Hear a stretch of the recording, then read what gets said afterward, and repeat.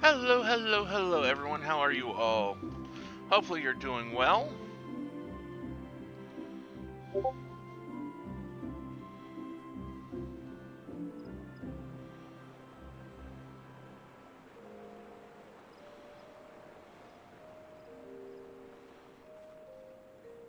So, where we left off, we were trying to figure out who the Ivy was, and we're working here with Ilbret to do it.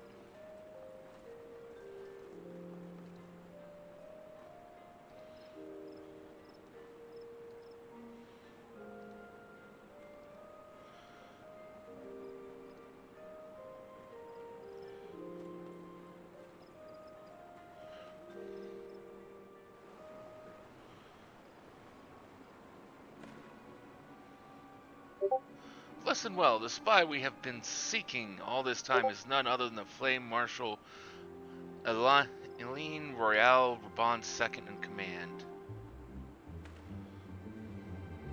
Prior to joining the Immortal Flames, she was a mercenary of no small renown. They say her skill with the polearm had to be seen to be believed. Of Ishgardian birth, she is the highest ranked foreigner in the Immortal Flames, barring the Flame General himself, of course.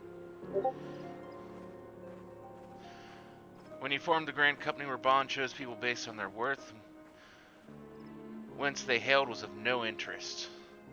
The Monetaris saw things differently, however. Having funded the enterprise, they reserved the right to reject candidates nominated for high-ranking positions.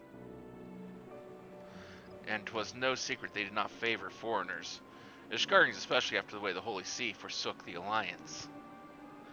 Yet the Monetaris did not raise so much as a murmur of protest when Royale was appointed to her post. Passing strange, is it not? Could it be that the Ivy has some hold over the Monetaris?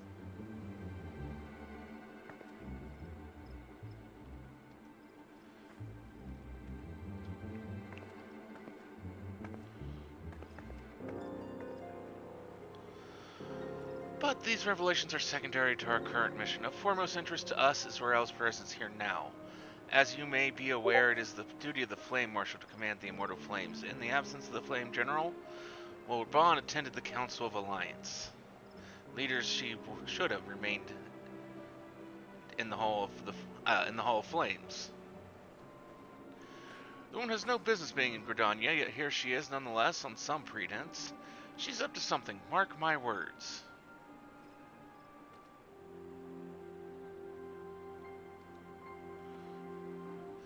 Even as we speak, I have a dozen men trawling the Flames records for evidence of Rael's guilt.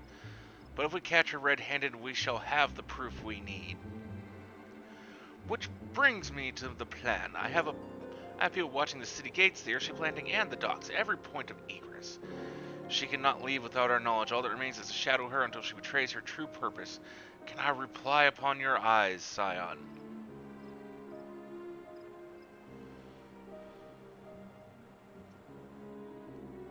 You have my thanks. Let us go then, and take care not to alert our quarry.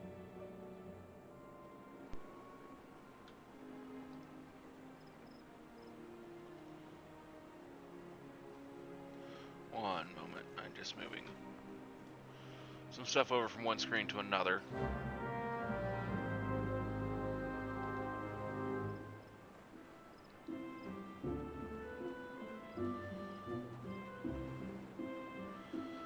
Okay.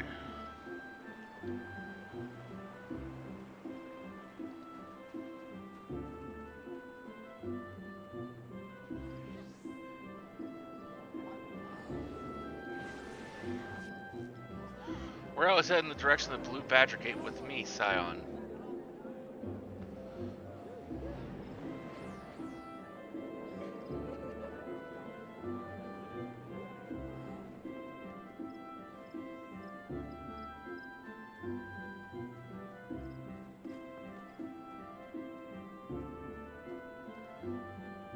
Sorrel's entered the Caroline canopy, meeting someone. Perchance, or could it be she means to board an airship? Pray look for her within. If she's not in the upper floor, try the landing area below. One of mine is stationed there, and she may have been seen something. If Emmy is her name, I shall remain here in case Rael appears.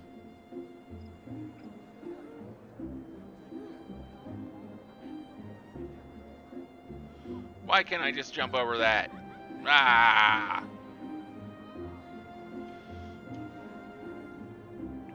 I take offense.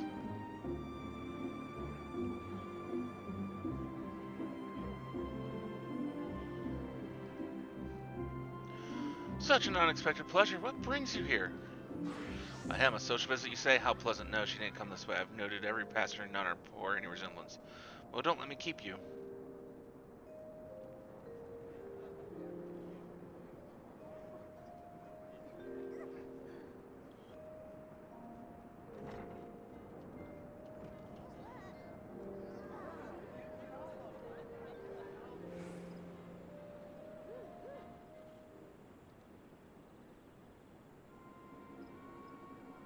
Nowhere to be seen, you say?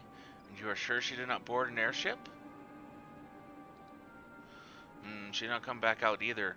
Where in the seven hells could she have gone? The roost, how could I forget?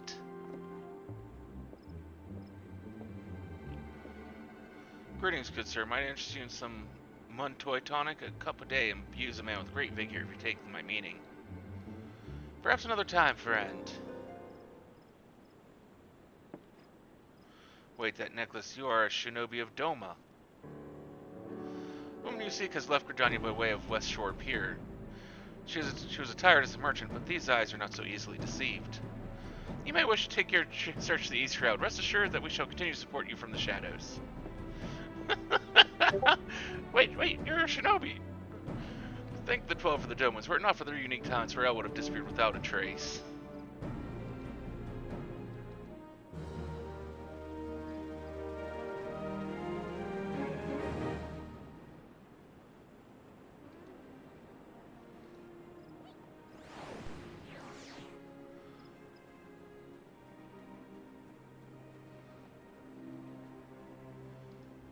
Teleport. East Shroud.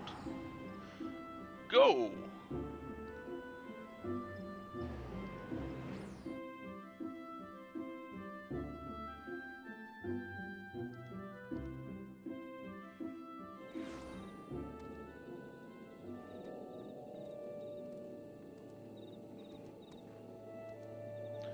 Oh wait, I got mail.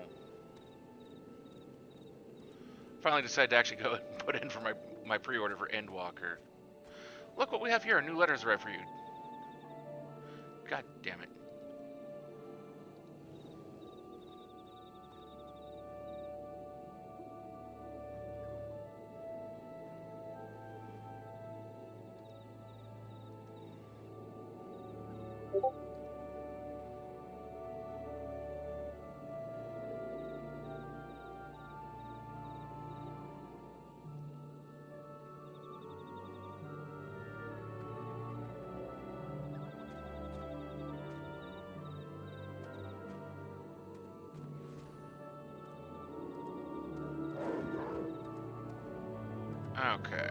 Okay.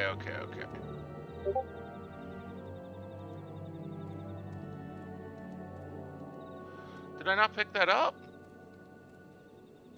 Son of a bitch. I'm dumb.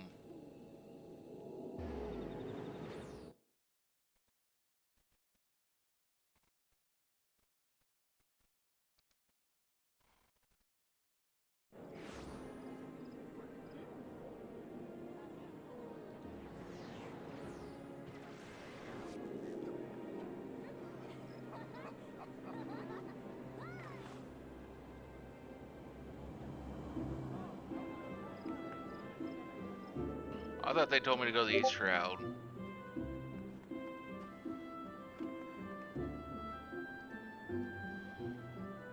Eager to resume pursuit of Eileen Royale. Our hunt leads us to the East Shroud sign. I suggest we follow Royale's example and take the ferry from West Shore Pier.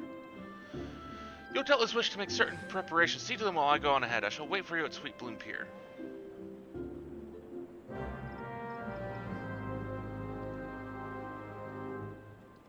Now let's teleport to the East Shroud.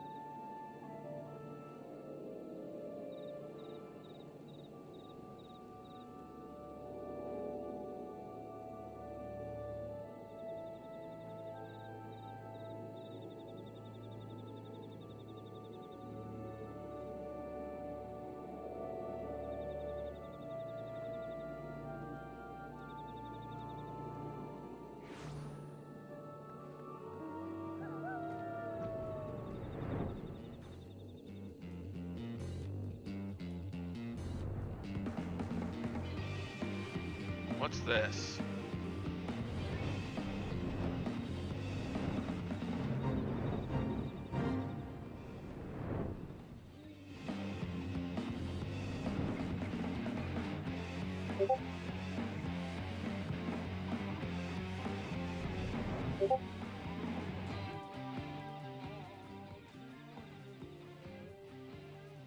Oh, that's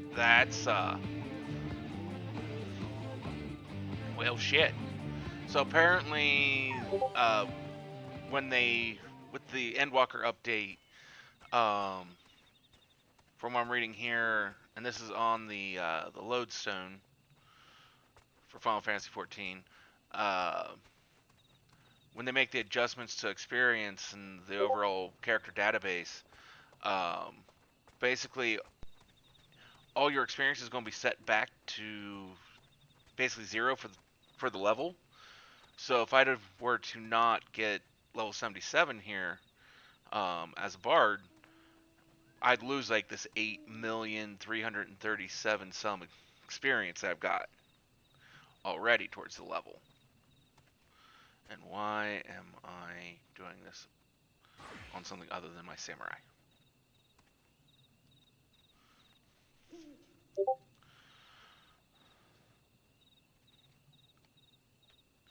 This way, my friends.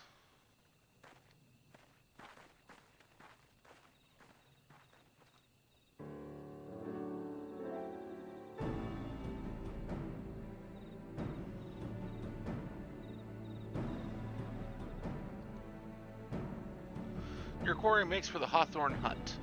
If Al is truly the one we seek, we can expect that she means to make contact with her Garlean masters there. An explanation is in order. You are no doubt aware that the Garleans have their own method of communicating over great distances. Well, our ingenious friends at Garland Ironworks have provided us with devices which disrupt these communications, and we have installed them around the city-state. In so doing, we have made it difficult for Imperial agents to correspond with their masters. Royale would thus have no choice but to rendezvous with her Imperial contact directly. Yet as a well-known face in the Immortal Flames, she cannot move about Thanalan without being recognized. It would only be a matter of time before someone saw through her disguise. It is for this reason I believe that she has chosen the Black Shroud for her clandestine meeting. The Elezen are a common sight here, and her comings and goings are not like to turn any heads. As my scouts tell it, the Garleans have sent agents with a mind to destroy the devices and render such direct contact unnecessary. Fortunately, our shinobi have thus far been successful in rebuffing their efforts. This is it. We only need to make for Hawthorne's Hut and catch Rael in the act.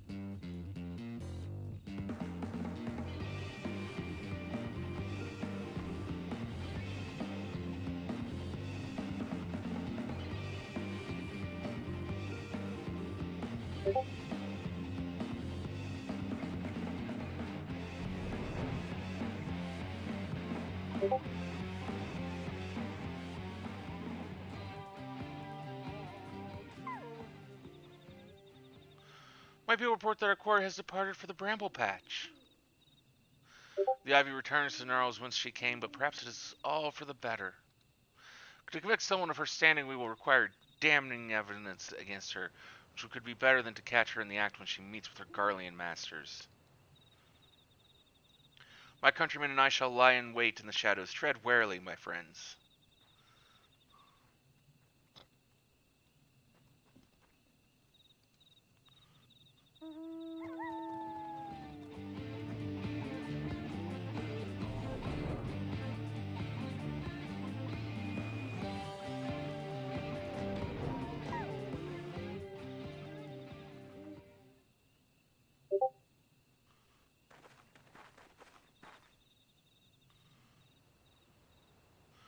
Just beyond Royale is in conversation with an individual clad in the manner of an adventurer, an imperial intermediary, no doubt.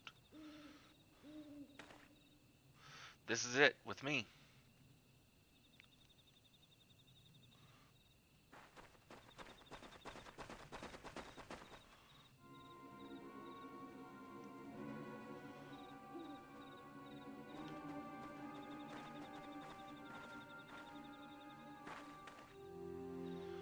Flame Marshal, Lynra, you're under arrest for treason and espionage. You are followed, you bloody fool.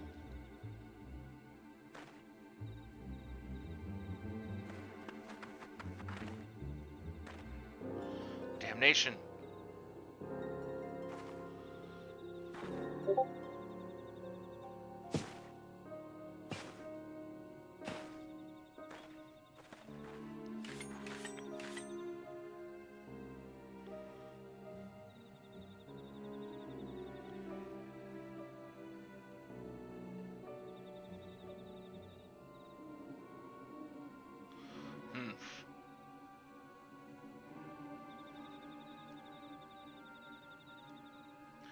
You are unarmed, my lady, and scarcely garb for battle, but if you wish to fight, you are welcome to try.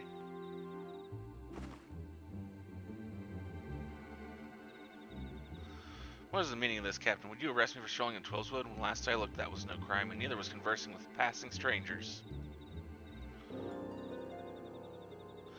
You would feign ignorance, then. Very well. If you do think of something to say, there will be plenty of time to say it later. Now, come quietly, or I shall make you wish you had.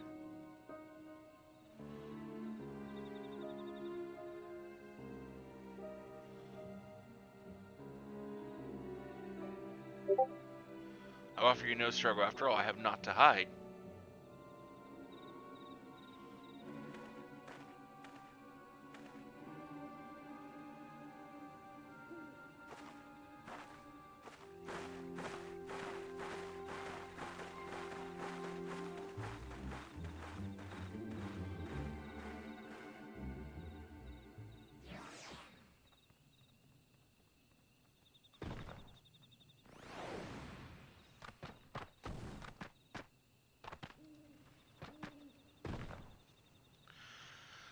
Even a warrior of Rael's renown could not have hoped to escape by force. Despite her claims, her surrender does not bespeak innocence, but an awareness that her position is untenable. With the ivy thus uprooted, it is to be hoped that the tendrils she entwined around the immortal flames will gradually wither and die. Mayhap then the people of Ulda will have the grand company they deserve, but let us speak of the present. May I ask, what will you do now? Oh, whatever people tell me to go do. So silence seek a way into Iceheart's sanctum. And I dare say you are eager to return to the Rising Stones. Pray do not let me keep you. Fear not, my countrymen and I shall tend to the aftermath. You need not waste your talents here. And speaking of talents, have you considered training in the art of the shinobi? You have the aptitude for it, I believe, so please give it some thought. Till next time.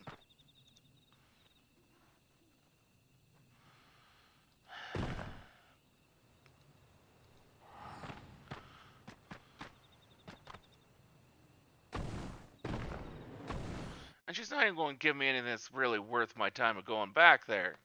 She's just going to go, yeah, here, go do this now for me. Well, you could have just told me to go do that, well, over the phone. There's no reason for me to go back.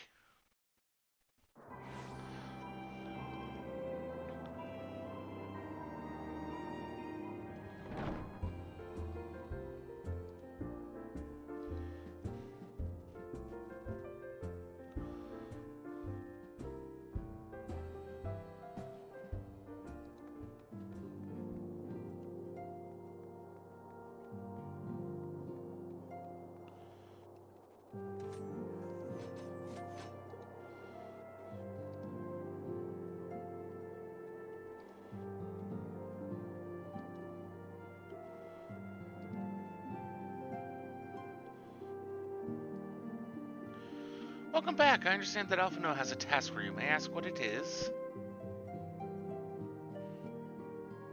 Charges of treason and espionage against Eileen Rao. I can scarcely believe it. There's now been some manner of misunderstanding.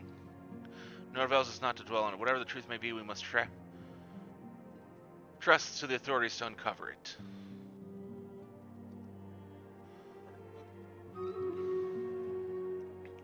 Let's speak of another matter. I am pleased to report that we have made progress in our efforts to find a way into Iceheart's sanctum.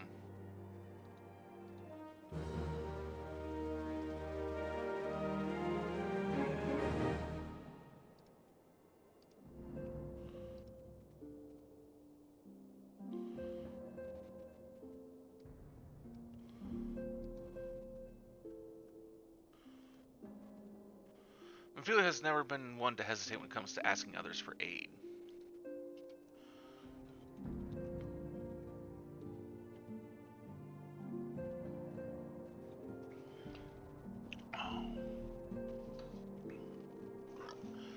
As you may recall, Iceheart used the Aetheryte in the depths of Snowcloak to teleport a short distance to the west, most likely to a sanctuary of some description. It is there that we suspect she means to summon Shiva using the crystals she stole from House Fortem's caravan. The heretics believe that they are bringing about the second coming of their patron saint, but if, as we suspect, they mean to hold a summoning ritual of the kind employed by the beast tribes, it seems likely that the result will be something more akin to a primal. Suffice it to say, they must be stopped, and stop them we shall, but first we must surmount the obstacle that Iceheart has placed in our path. Ordinarily, it would be a simple matter to tap into the established Aethernet and thereby follow our quarry. However, despite our best efforts, we have been unable to ascertain the position of the Aetherite to which she teleported. Our prevailing theory is that she destroyed the second Aetherite upon arrival, a reckless, desperate measure, but also an effective one. After discussing the matter at length with the RNG, we have concluded that we lack the expertise to develop a solution. So we have called upon the aid of one who does possess such expertise, a colleague of ours who is currently en route to Revenant's Toll from Charlian. She should be arriving within the hour, in fact. Since you're here, maybe you could welcome her together? I am certain she would appreciate the gesture. Let's make our way to the northern gate and await her coming.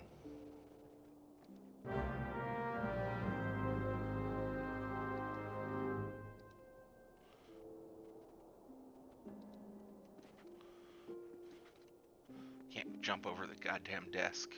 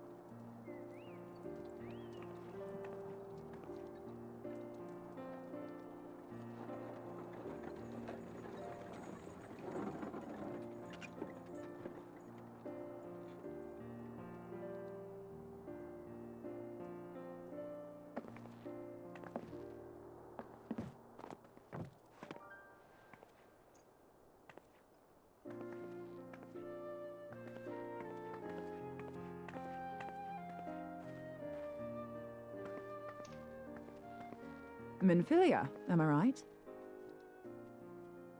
None other. I bid you welcome to Revenant's Toll, and thank you for traveling so far on such short notice. As if I could ever say no to Urianger.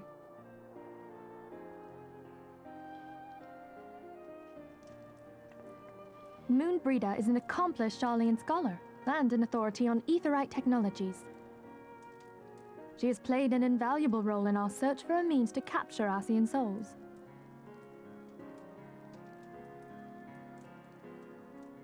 Charmed, I'm sure.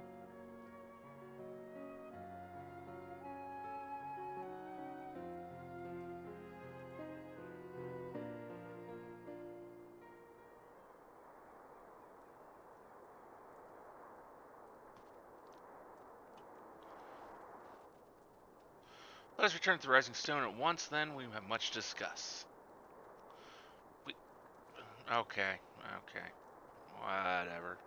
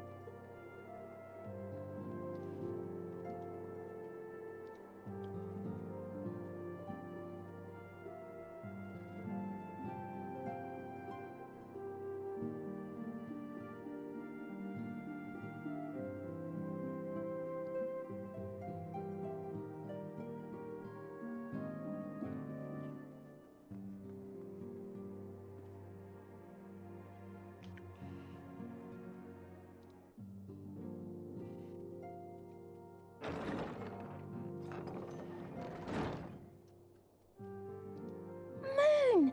Gods, it's been ages! Oh, longer, sister.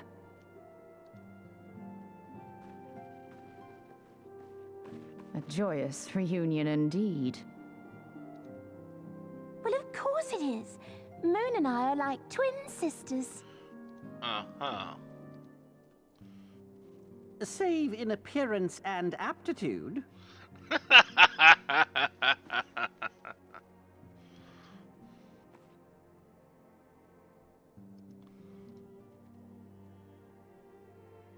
Everyone, if I could have your attention.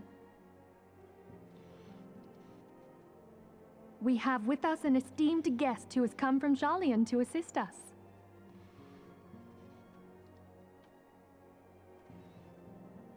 I bid Moonbreeder join us here that she might share with us her extensive knowledge of aetherites. Also, as many of you are already aware, she has been overseeing our research into white auracite, a sample of which she has been good enough to bring with her.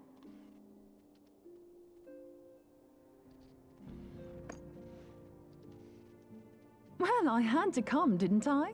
You'd have to be bloody daft to turn your nose up at a chance like this. Where better to conduct my final tests than a land so steeped in ether you can taste it?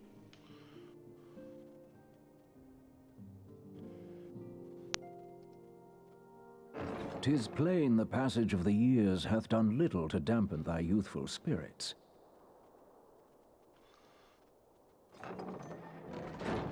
And nothing at all to reform thy youthful manner.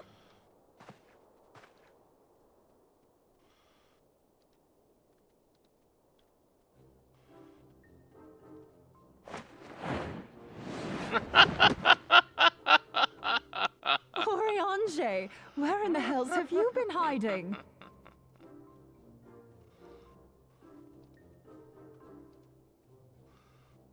Unhand me.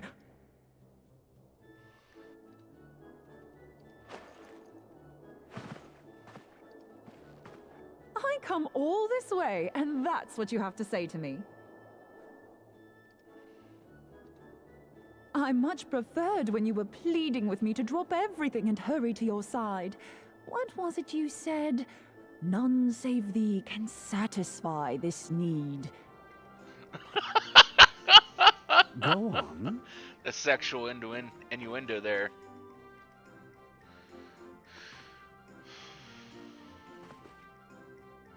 Thine artless attempts to misrepresent mine all too innocent motives do thee little credit. Mine intent, as well thou knowest, was but to impress upon thee the gravity of the circumstance. Lest thou doubt, a deiform entity shall shortly be summoned, save if thou and no other grantest my compeers thine aid. You still haven't found it, then, your missing aetherite? We have not. No. We know that Iceheart teleported to an aetherite not far from the first. Yet even after careful analysis, we could not locate the second beacon.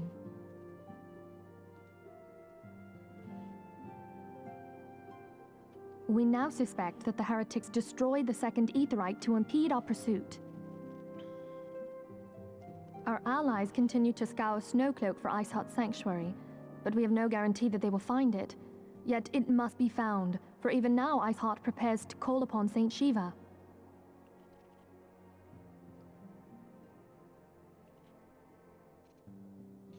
I'm sorry, but if the aetherite's been destroyed, then that's that. Although, you're absolutely sure she used the first aetherite, are you? She didn't just use teleportation magics? One of our own bore witness to her escape. I can say with absolute certainty that Iceheart used the aetherite.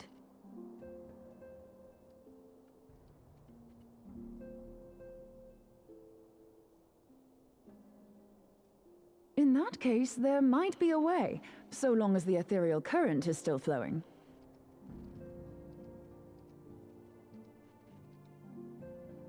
Truly?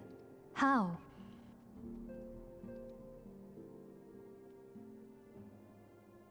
We use the current to recreate the beacon. As you know, aetherites are a bit like lighthouses. We use them to reconstitute our physical forms when crossing the ethereal sea. Without them, we'd lose all sense of direction and our essence would dissipate. However, we don't rely solely on these beacons. There are currents of ether which flow between them, currents which help guide us to our destination. Now, these currents will gradually dwindle away to nothing if an aetherite is destroyed. But if even a sluggish flow remains, we could theoretically use it to direct a surge of concentrated ether towards the void left by the beacon, and thereby fill it up again. Like opening the floodgates to fill a dry riverbed. Though, correct me if I'm wrong, but would we not need a veritable reservoir of ether?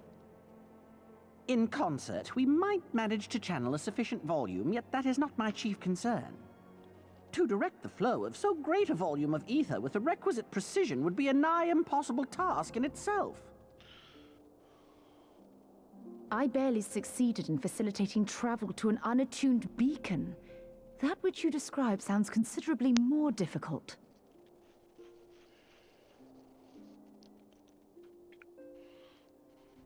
And dangerous. Every person who has attempted to teleport in this fashion has died in the process. They, however, did not have white auracite at their disposal. I can use it to channel all the ether you can give me into the aetherite. However, white auracite cannot retain ether for an extended period of time, so we would need to infuse it immediately beforehand. Just so you know, I'd confidently give this plan better than even odds of success. And if the worst comes to worst, your people won't suffer. Though it risked the lives of our best and brightest, we have not the time to seek other options. If the ethereal current still flows, we shall carry out Moonbreeder's plan. That's the spirit. Let's roll the dice.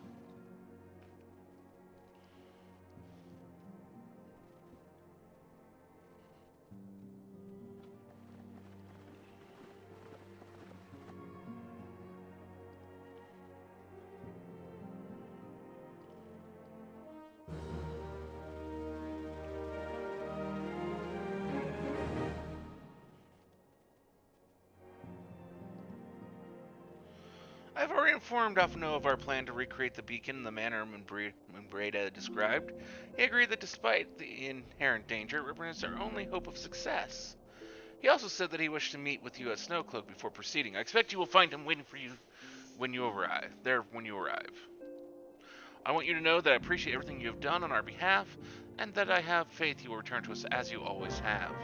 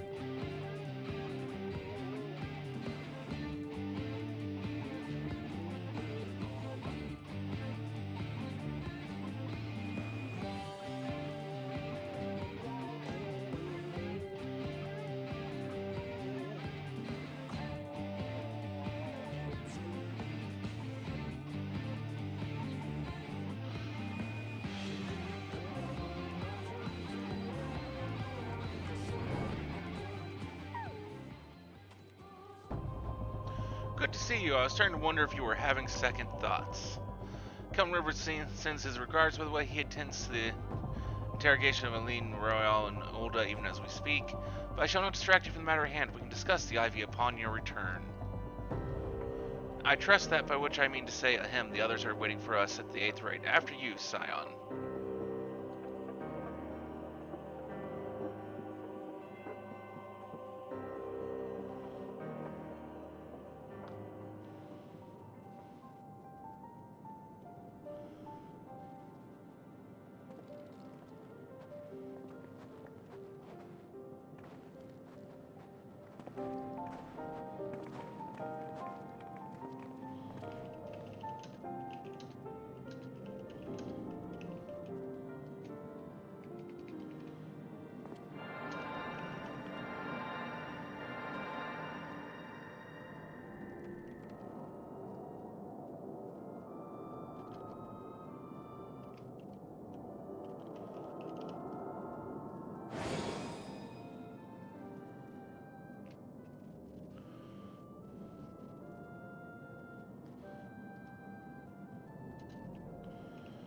There it is, ready.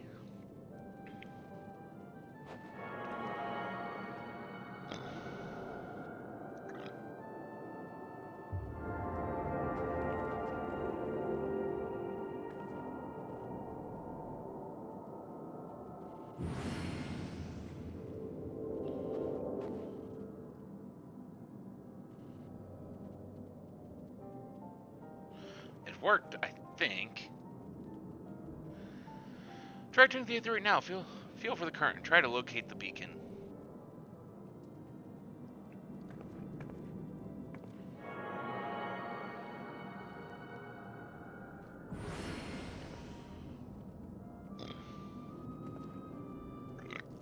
We've done all we can. For now, let us withdraw. When your final preparation is complete, we must seek out the beacon we have created. If by the grace of the 12 we arrive safely, you must stop Iceheart before she summons Shiva.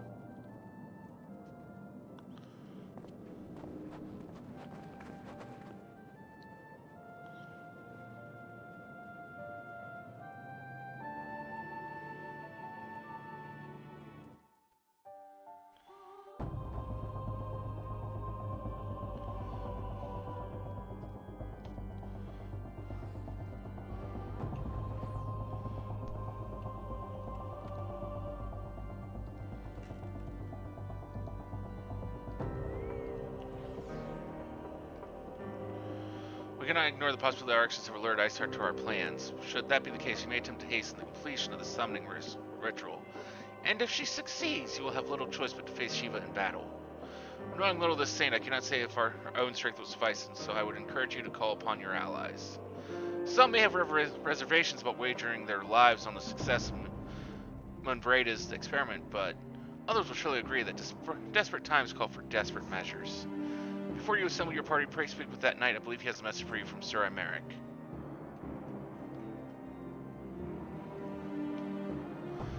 Sir Imeric regrets that he could not be here in person and asks that I read to you this letter. Ishgard faces an unprecedented threat, yet in our hour of need it is not her knights who stand poised to defend her. The warrior of light, savior of Eorzea, your deeds this day shall not be forgotten. Where others would flee, you choose to remain. Where others would falter, you rise to the challenge. Where others would use their gifts for selfish ends, you yield yours in service to a greater cause. May Halone bless you with good fortune and see you safely home.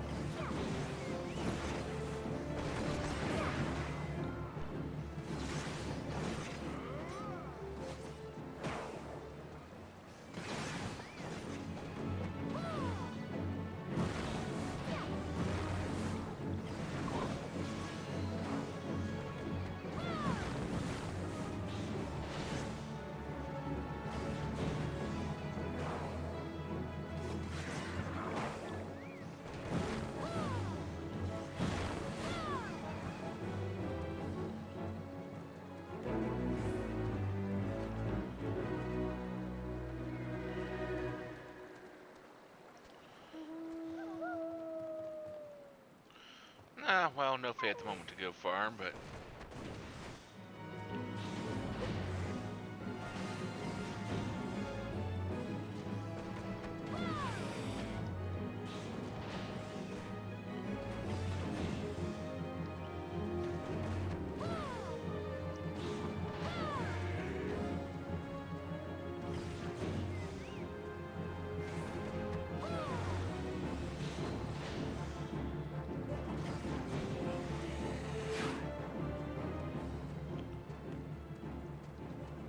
Go punch some bees. I don't know how this would actually work, but...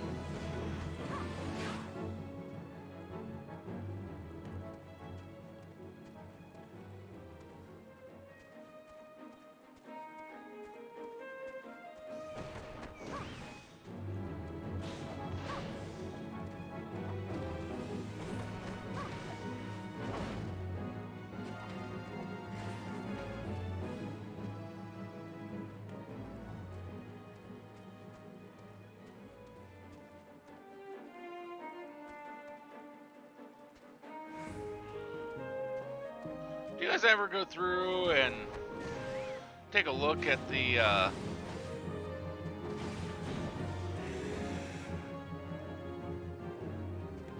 your spam folders and see what's in there? I don't really open the emails, I just like to see what got sent to my spam folder.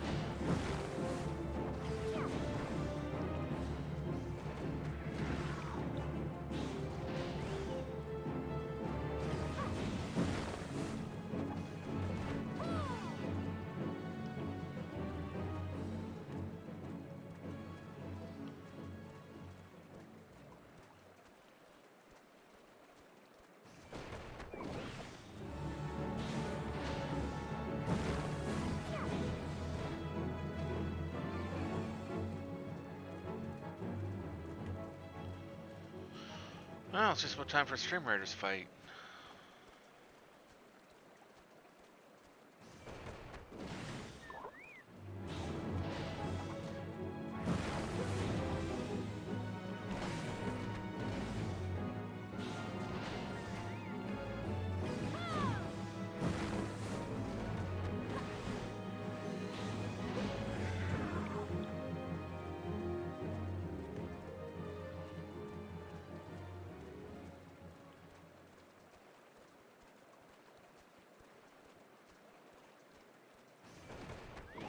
82,000 experience.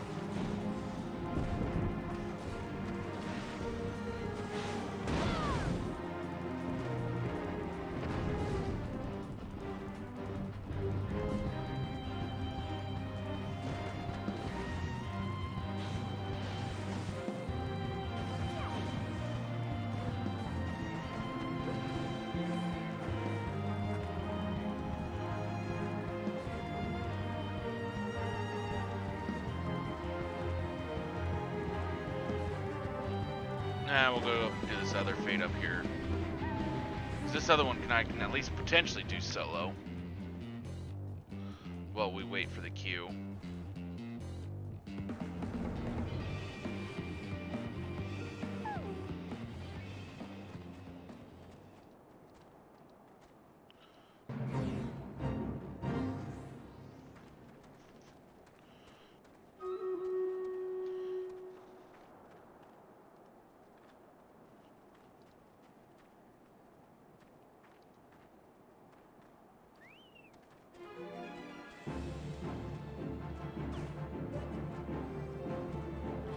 Crap.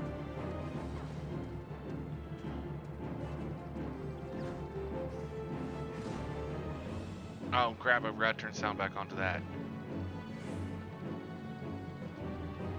Come on, come on, come on, come on. Get out of combat so I can change.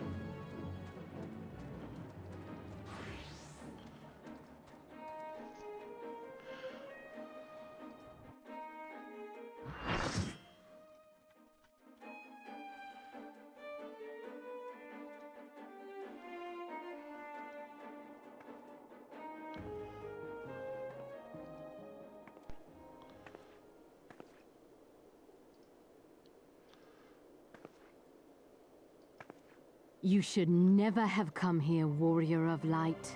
I labor only to forge a lasting peace. A peace you would deny us out of ignorance and blind faith. No matter. If it is our fate to be at odds, then it is mine to strike you down. We whom gods and men have forsaken shall be the instruments of our own deliverance. Partake of my flesh. Fill this vessel with your light. Walk amongst your brothers and sisters once more. Oh, Saint Shiva, still the hatred within our hearts and bless us with eternal grace. Someone's a bit delusional.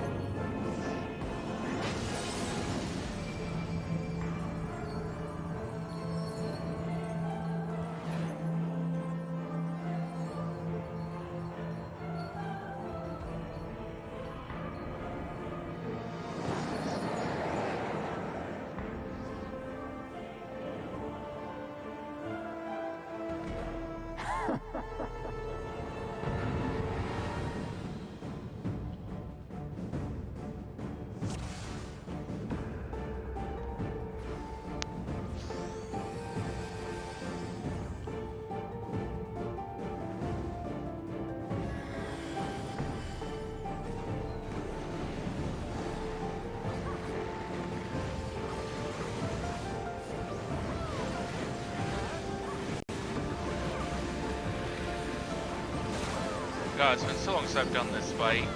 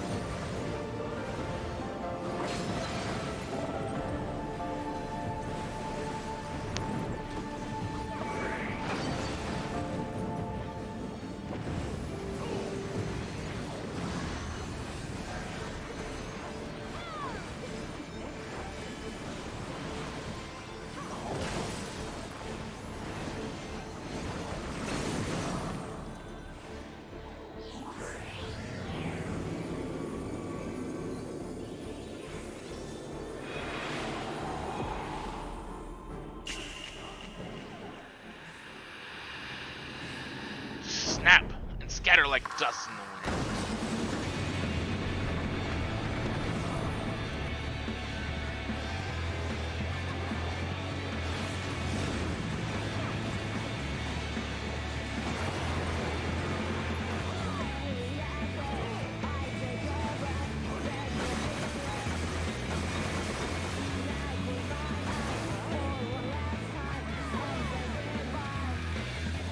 I'm sure this music is copyright.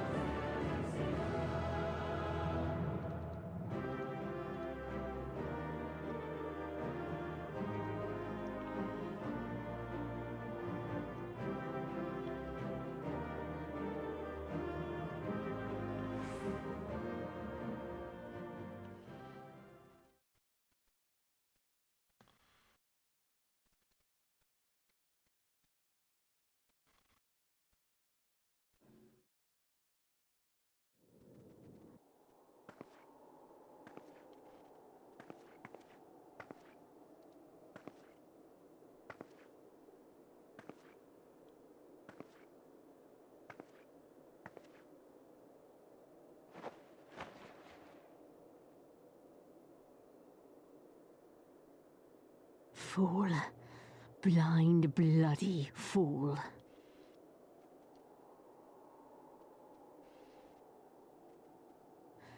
You, of all people, should understand the suffering war begets. That no sacrifice is too great if it brings an end to the violence. Mine is the righteous cause.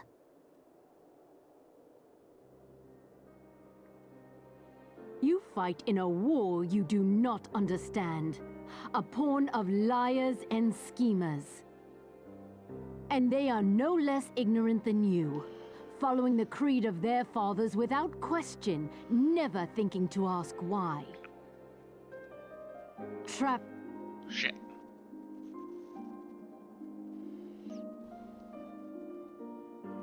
Warrior of light, redemption is not beyond us. We who walk before may lead those who walk after.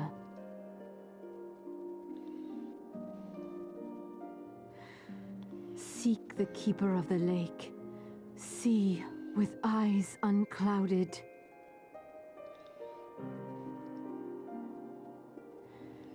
Do not squander a mother's gift.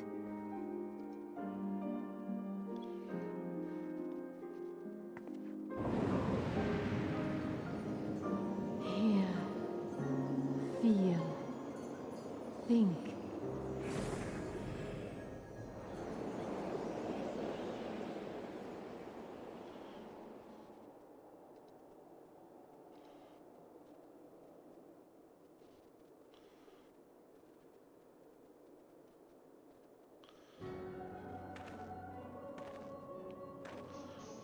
Of course he has to show up.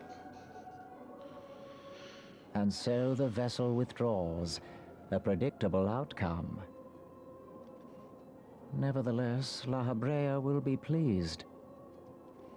How unfortunate.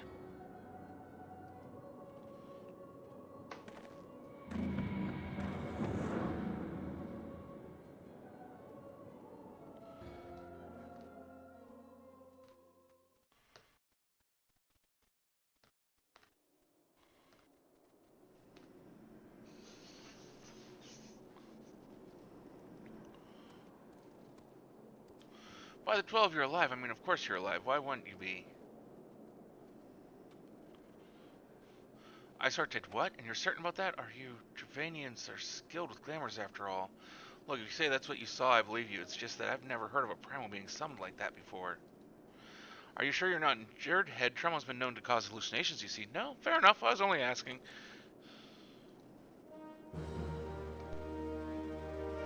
Remains unconvinced that you have not sustained head injury. If you ask me, there's not to be gained from mulling over the implication of your story in the freezing cold. Let's save it for the Rising Stones, eh? I'll get everyone to meet us there. Before that, you had best pay a visit to Right Brim Front and speak with the Alphano. He's probably worried sick about you. That or he's busy playing at politics with his guardians. Either way, I'm sure he'll be delighted to see you. Hale and healthy. Speaking of which, you don't have a headache or anything, do you? No? Blood version? Well, no reason. See you again soon. I'm just going through typical things like a concussion or something like that. And trying to determine the health of your brain.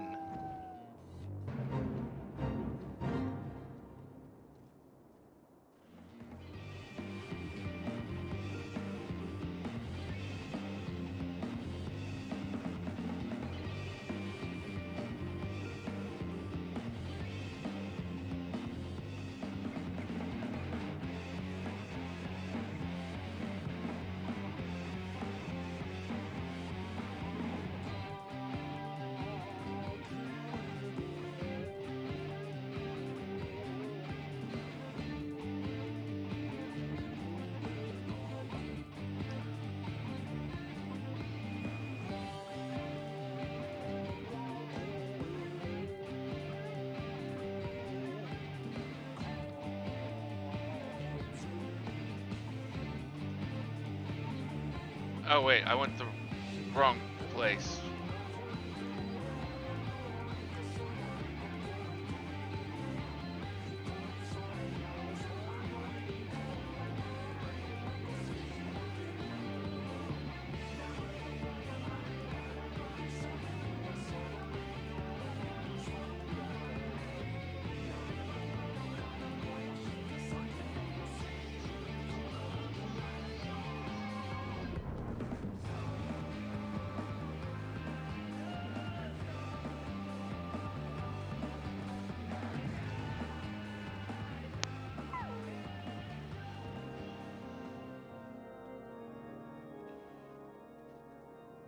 There she is, and none the worse for wear. Was there ever any doubt that the Warrior of Light would succeed? I think I speak for us all when I say that I should like nothing more than to hear the stirring tale of your victory, if you would be so kind.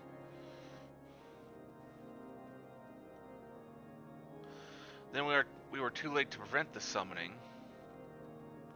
but not too late to prevent further loss of life, an outcome worthy of celebration, and one for which we have the Warrior of Light to thank. Yes, you are right, of course, Sir Merrick. We should be content with that, with what we have accomplished. I, for one, could not have wished for a better outcome. Shiva is no longer a threat, and the heretics have been routed. Aye, there is a matter of Iceheart's escape, but she cannot run forever, whether it takes days, weeks, moons, or even years. My knights will find her. In the meantime, Lord Drillmont, is the caravan ready? The supplies that your men recovered have been prepared for transport in accordance with your wishes. Rest assured that my knights will see them safely to Revenant's Toll. Of that I have no doubt. I take it these are the self-same supplies the heretics stole from the House of Fortem's caravan? Less of crasses which comprise the bulk of the shipment, yes.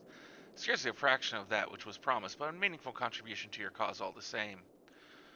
On an unrelated note, might I trouble you to accompany me to Camp Dragonhead at your earliest convenience? 'Tis not for my benefit. A certain lord was most distressed when he learned of your intent to risk life and limb to stop Iceheart. It took half a dozen knights to restrain him, I am told. Like, really? I need to go babysit someone. Men give vent to their anxieties in myriad ways. Pray do not think less of them.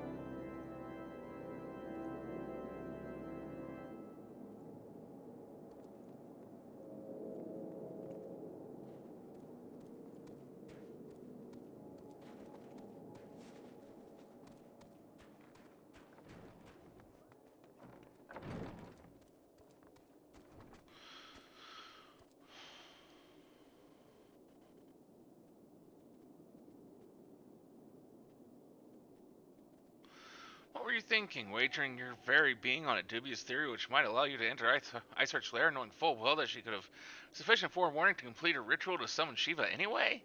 And then, engaging the abomination in mortal combat by the Fury! 'Tis the stuff of ballads! A battle for the ages! Would that I had been there to fight by your side! Yet here I was, forced away, condemned to wander at the fate of a dear friend for a veritable eternity! I would not wish such torture on my most hated enemy. But you're here now, and that is what truly matters. Let us move on. Sir Merrick wished to have words with you and Master Alphino in private. He awaits us in the intercessory.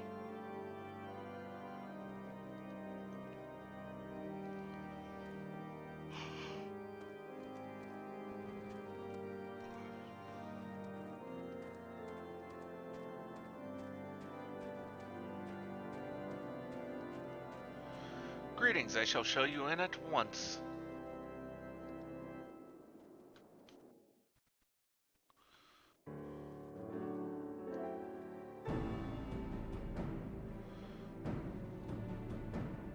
On behalf of the Holy See of Ishgard, allow me to express my deepest thanks. Never before have we been required to contend with a primal. Indeed, there were fears in some quarters that our knights might not be equal to the task.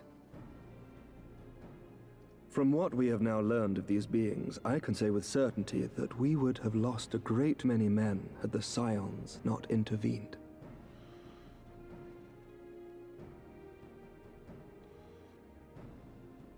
Then the argument for preemptive action should be self-evident. Perchance now you will reconsider my proposal that Ishgard move against Natalan. Ere we first met, a similar proposal was tabled, but the Holy See decreed that we were to observe, and that military action should be taken only in self-defense. All things considered, it was not an unreasonable decision. Since the calamity, 2 vigils have fallen to the Horde, while Garuda has never shown any inclination to storm the gates of judgment.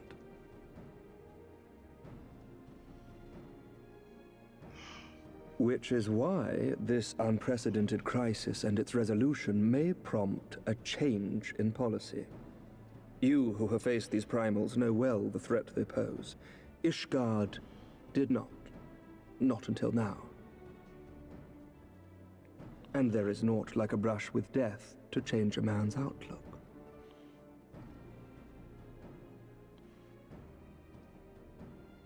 At the very least, this should silence any lingering objections to our arrangement with Revenant's Toll.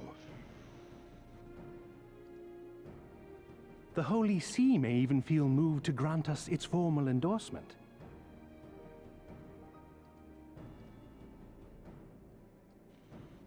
So far as it is possible, the Scions shall be compensated for their service.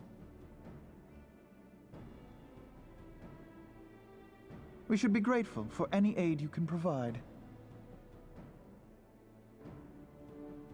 As a gesture of good faith, I shall withdraw my previous request. Your people are doubtless needed elsewhere. That will not be necessary. We too have a vested interest in watching Dravania's movements.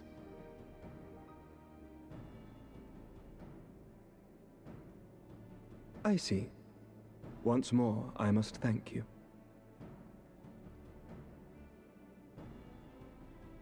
Sir Emmerich, if I may, do you truly believe that Midgard-Zoma could return?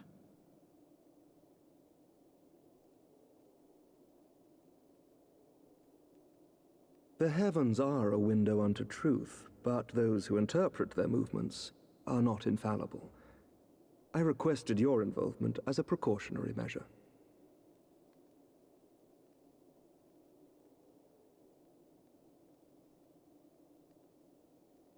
But of course, you sought an excuse to compensate us from the first, mindful of what would happen if Revenant's Toll were taken by your enemies.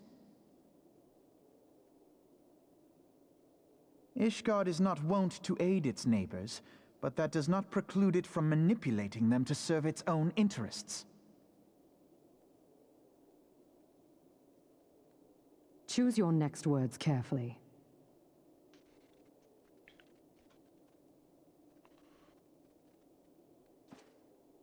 Do you know what sort of man becomes Lord Commander of the Temple Knights? One who comes from good stock. I did not. Yet here I am now. Why do you suppose that is?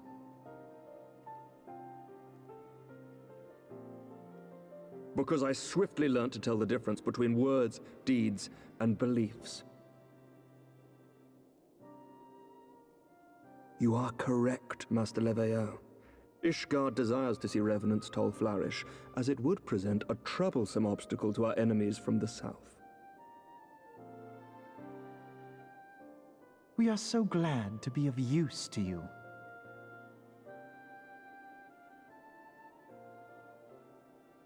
As we are to you. Ours is a mutually beneficial arrangement, lest we forget, one born of necessity. The dragons grow more restless by the day, and the heretics harry us nigh without cease. We have contended with such troubles for centuries, but there are limits to even our endurance.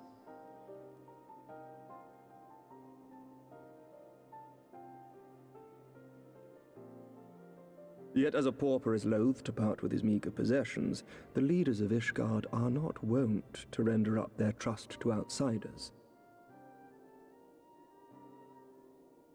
But with perseverance on our part, they may yet be made to see the light.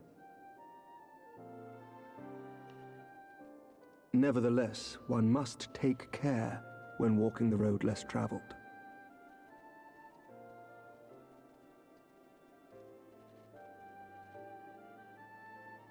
Wise words, Sir Emmerich. I shall make a point to remember them. I must apologize for my earlier outburst. I hope it will not sour our good relations.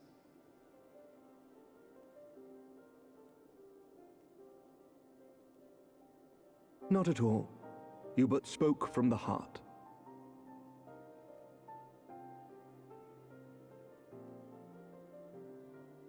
I trust you understand that at times my duties may prevent me from meeting with you.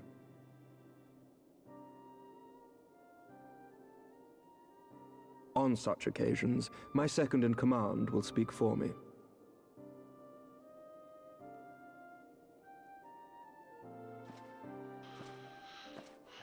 Well, I guess we can Lucia, work with that. at your service.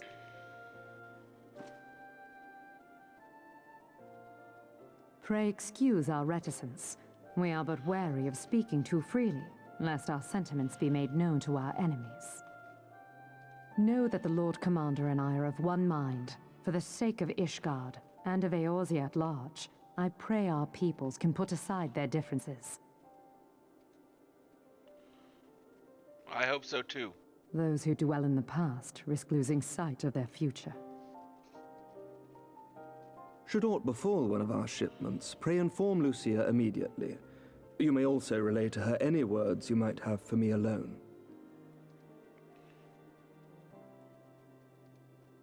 Not being of Ishgardian birth, she owes no allegiance to any noble house, making her as near to incorruptible as one can find in my homeland. Suffice it to say, I trust her completely, and so may you. Which reminds me, Lord Orchefort, if you would be so kind.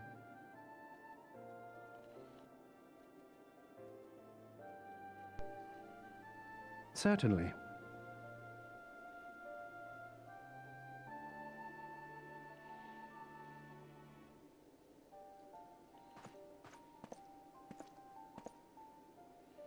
In times such as these, trust is ever in short supply. Mayhap this will go some way to rectify the problem. The results of our investigation into the heretics' recent attacks, as well as our interrogation of the merchant you detained. Sir Emmerich, I cannot thank you enough. Think nothing of it. Ishgard may be many things, but it is no friend to Garlemald. Did I not tell you to have faith, my friend?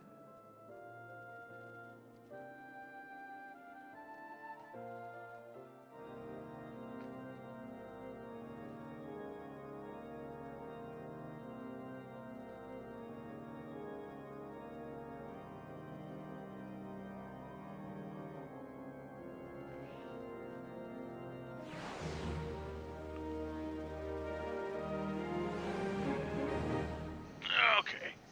What's Alphino want us to do now? For one with reason to celebrate, Alphino looks rather grim. It would seem we have much to discuss with our friends at the Rising Stones. If what you say is true, Iceheart's method of summoning Shiva defies all precedent.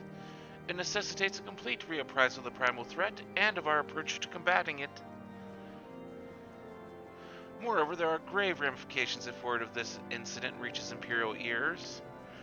The Garlean Empire believes that primals are an insufferable menace, that their mere existence is a threat to this very star.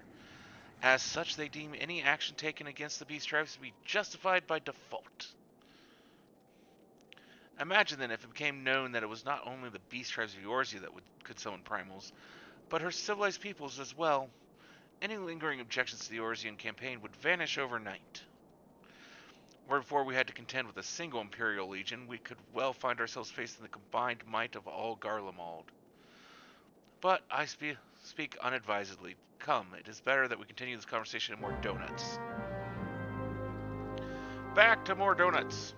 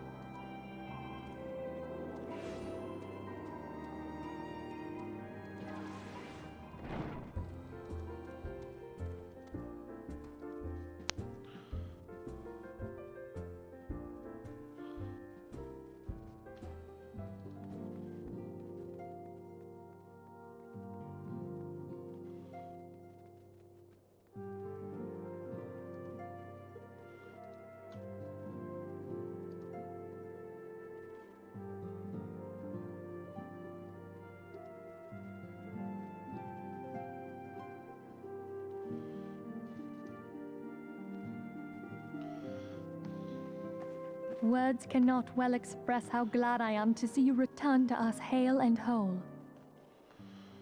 Uh-huh. Needless to say, I am most eager to hear your account of that which occurred in Curthis, assuming you're ready to speak of it. Excellent. I shall summon the others at once.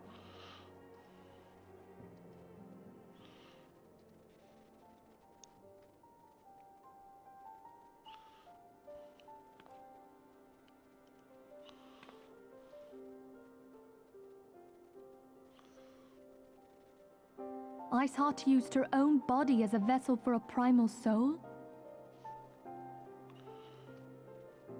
Master Louisoir's writings make no mention of such a possibility. Can we be certain this entity was a primal? As certain as we can be that good King Mogglmog the 12th was a primal, I should think. Both were ostensibly summoned. Let's not quibble over definitions. Of more concern is the implication that Iceheart retained her will, even after she was possessed. We are talking about a mortal, wielding the power of a primal. It can't possibly be that easy, can it? There must be some sort of sacrifice required. Or maybe she's just special? What qualities this woman possesseth, I know not. But full sure am I that she was groomed for this role. Few are privy to the secrets of summoning, and but a single party standeth to profit from their dissemination.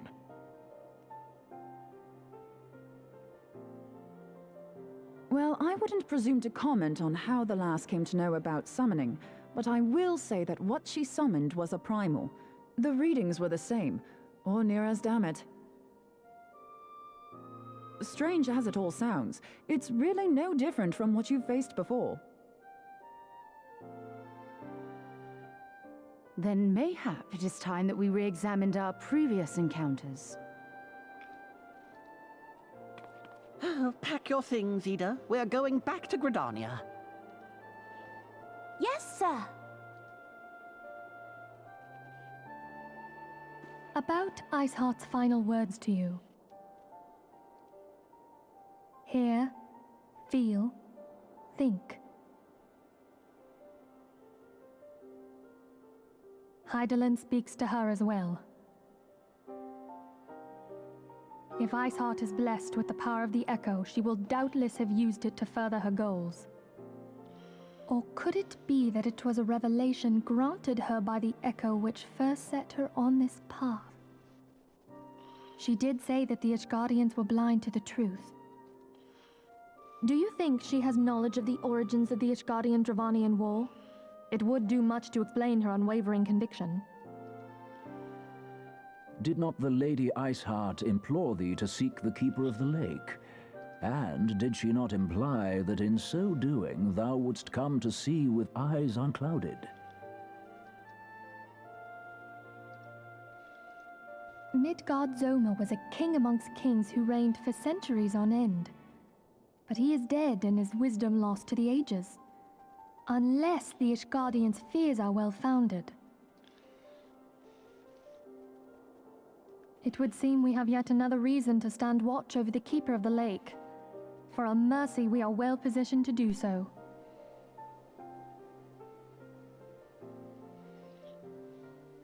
Iceheart, Shiva, Ascians, and Midgard-Zoma. I shudder to think how they're all connected.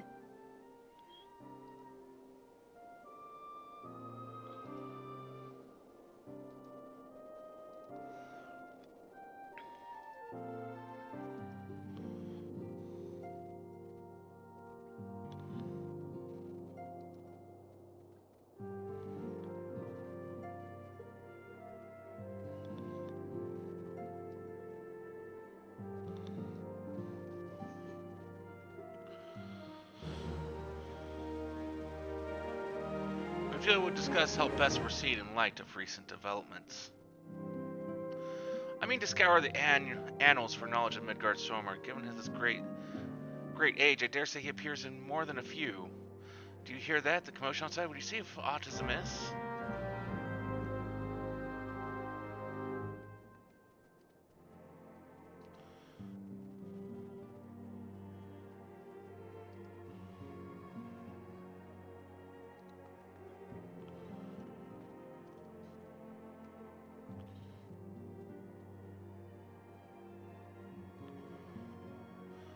So it is well that you are on hand. We have a problem. Morella has escaped. Happened shortly after the Immortal Flames took her into custody. She had been placed in a dungeon cell ahead of her coming trial, but apparently accommodations was not to her liking. The turnkey was found slain along with 2 guards, displaying she received inside help. Citizens report seeing Morales quitting the city via the Gate of Nuld with a bloodied spear in her hand. She makes for Castor Meridium, I'm certain of it. With her fate and yours as good as sealed, what recourse has she but to flee to her Imperial masters? Even as we speak, Captain Ilbred and the First are hot upon Morales' heels. Pray make haste to Camp Blue Fog and join the hunt.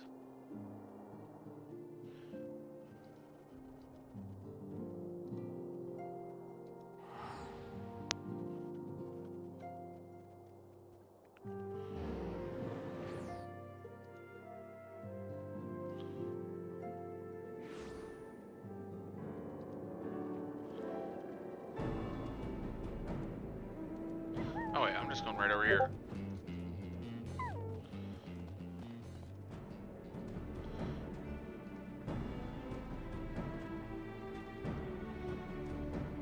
My thanks for coming, Scion. I've spoken with the soldiers here. They say that Morel walked through the camp not a bell ago. Aye, she walked right through. You did not mishear. We were Ron's decision to keep the matter secret to thank for that. Bad for morale, he said. As a result, not a single flame in the garrison made any attempt to detain her, and so here we are. Morale must not be allowed to reach Castrum Meridium.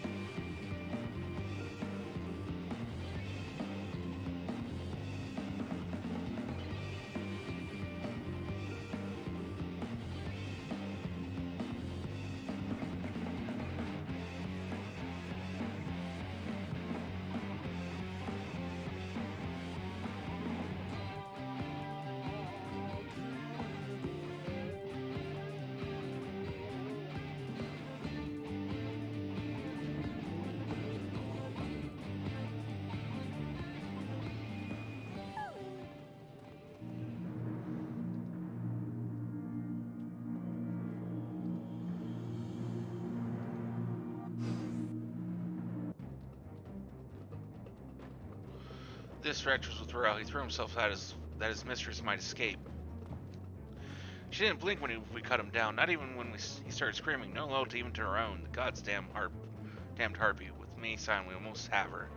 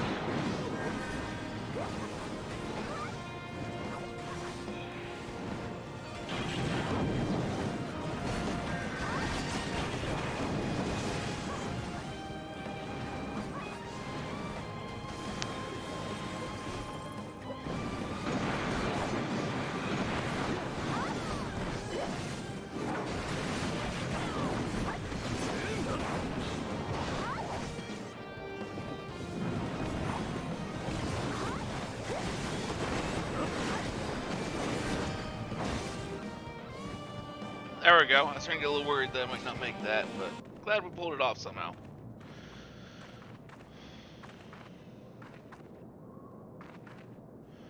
Bind her and do it tight. Yes, sir.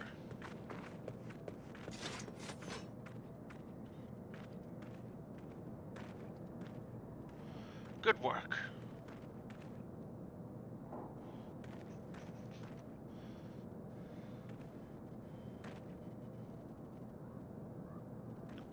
She and her Imperial cronies pushed us close, but we were better. Behold, a respected officer of the Immortal Flames. People looked up to you as one of the Order's founding members, one of its pillars. And it saddens me to see you fallen so low. What do you know of low? You, a spoiled little lordling who has never known any want. People such as you take wealth and birth for granted. You think it your God's given right to rule over others. You know not of our plight, the injustice that we low-bornish guardians must endure. To the noble lords and ladies, we are not people, but resources to be consumed. I did what I had to do to survive, stealing, killing, even whoring myself. It is no fault of mine if fools imagined me a paragon when I joined the Flames. To hear you tell it, one would think you the only person ever to have suffered. In case you have forgotten, Raban himself was born into poverty, as was I. We lived hand to mouth, with little more than the shirts on our backs. Hunger was our constant companion. Yet never did we bemoan our lot in life, nor did we begrudge others their fortunes. We accepted the hand that we had been dealt, and played it to the best of our ability.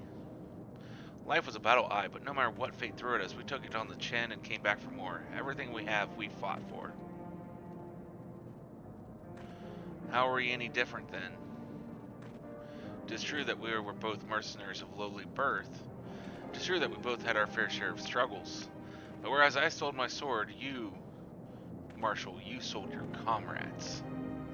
If life has taught me one thing, it is that you never betray your own.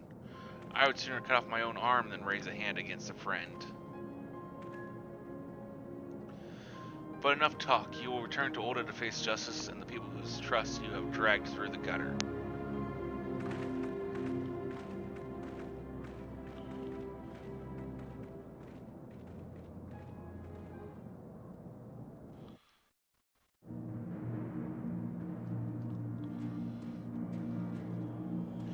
Not so much as a hint of remorse, as well that this sort of business is finally at an end. A friend's betrayal cuts deeper than steel. We must hope that we have chosen our own allies more wisely than Raban chose his.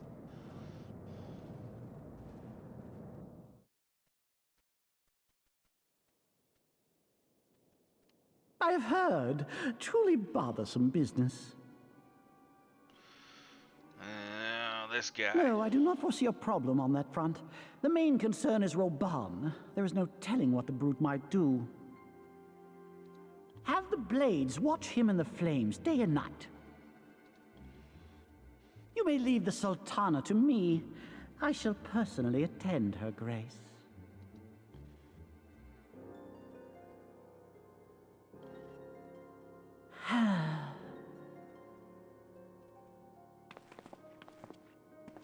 Sever one of the East Aldenard trade routes.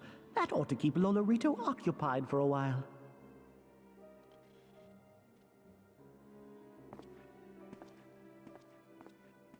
Nanamo ulnamo. For my sake, pray be a good little Sultana to the last. Plotting little bastard.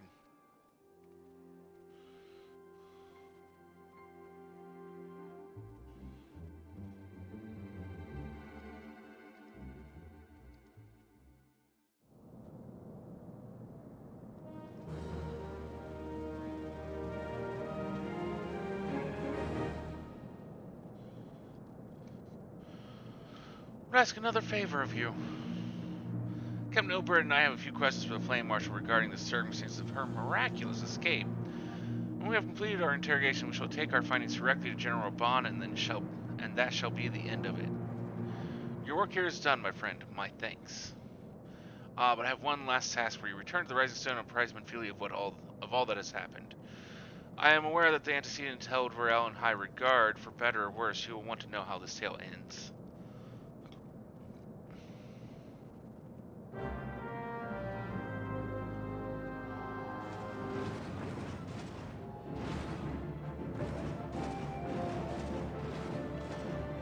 Back off. Trying to see which one that was, but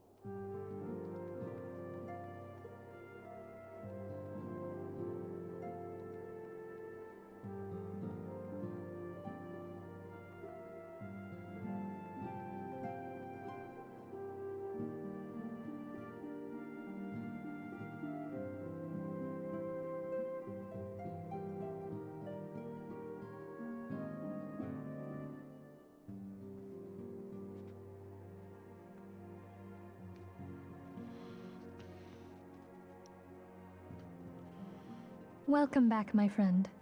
I have already received word from Alphino. To think that Flame Marshal Huayu was the Garlean agent. I know not what to say.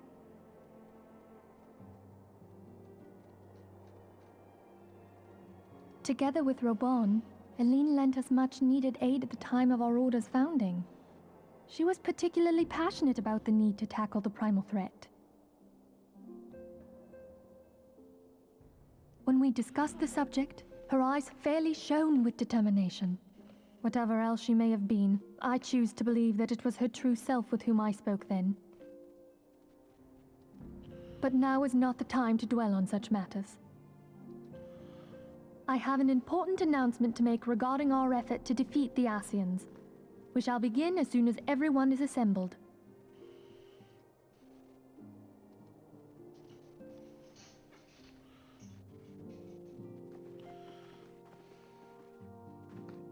My thanks for coming, friends. Moonbreeder, the floor is yours.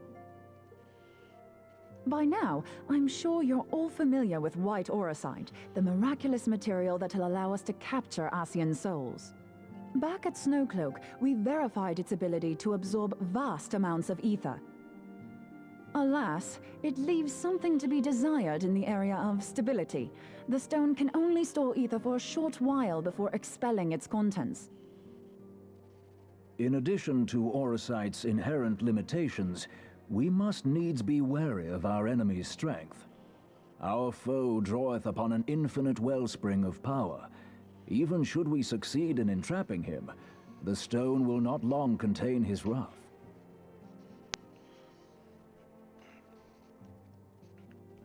Meaning that, if we want to kill the swine, we'll have to be quick about it.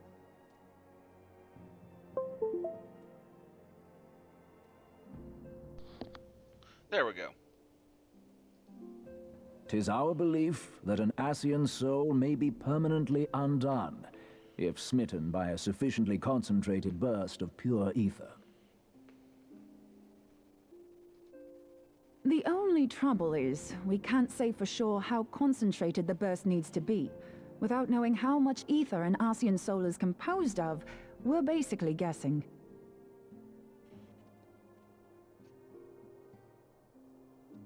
Our sole clue lieth in thy struggle with La Hebrea. During that encounter, Heidelin bid you forge what she called a Blade of Light, a weapon which took the form of a luminous stream of energy.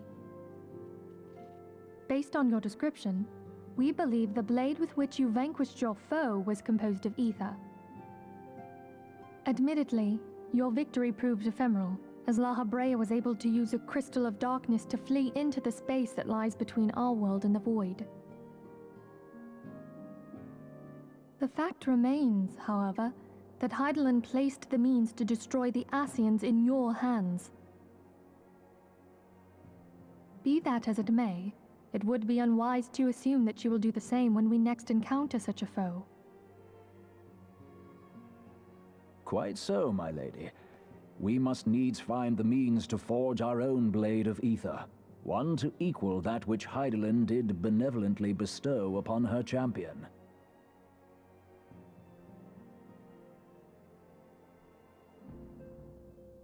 That is all well and good, but it seems to me that producing such a blade will require a prodigious quantity of ether. Whence will it come, pray tell? Oh, what if we had two pieces of white orosite? One to trap the Ascian, and the other to store the ether for the blade. Oh, nice try. But it's as I said, the stone won't hold ether for any length of time. We'd still need to collect the stuff there and then, sorry to say. And therein lies the rub. Finding a way to create the blade whenever and wherever we choose. 'Twould seem more research is in order. I'm going to linger a while, perform a few more tests on the orosite. And I could do with some help. Urianger, why don't you lend me a hand? Mine apologies, but I am required at the Waking Sands. Lady Minfilia hath given me sole charge of the premises. 'Twould be unseemly to leave them unattended. Sole charge, you say? So you're basically alone there, then? Well, that settles it. I'll just have to come to you.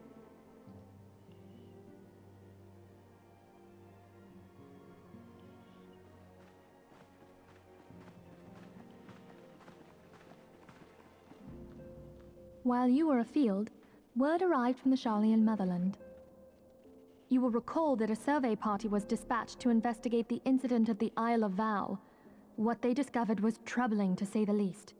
According to the report, the Isle has been erased from existence. 'Twas as if a hole had been torn in the very fabric of reality. Aye, yet the mystery endeth not with the Isle's disappearance. It hath come to light that a number of scholars in various other locales were reported missing at a similar juncture. What's more, they all had something in common with the head of the students of Baldessian. Every last one of them was researching a phenomenon called dimensional compression, or the rejoining as the ancient texts call it. I'll be damned if that's a coincidence. All indications suggest Ascian involvement. But I sense that a force greater still is at work. The entity the Dark Beings call the One True God. We must pray that my dear friend Kryl regains consciousness soon. If she bore witness to the Isle of Val's final moments, she may be able to shed some light on this mystery.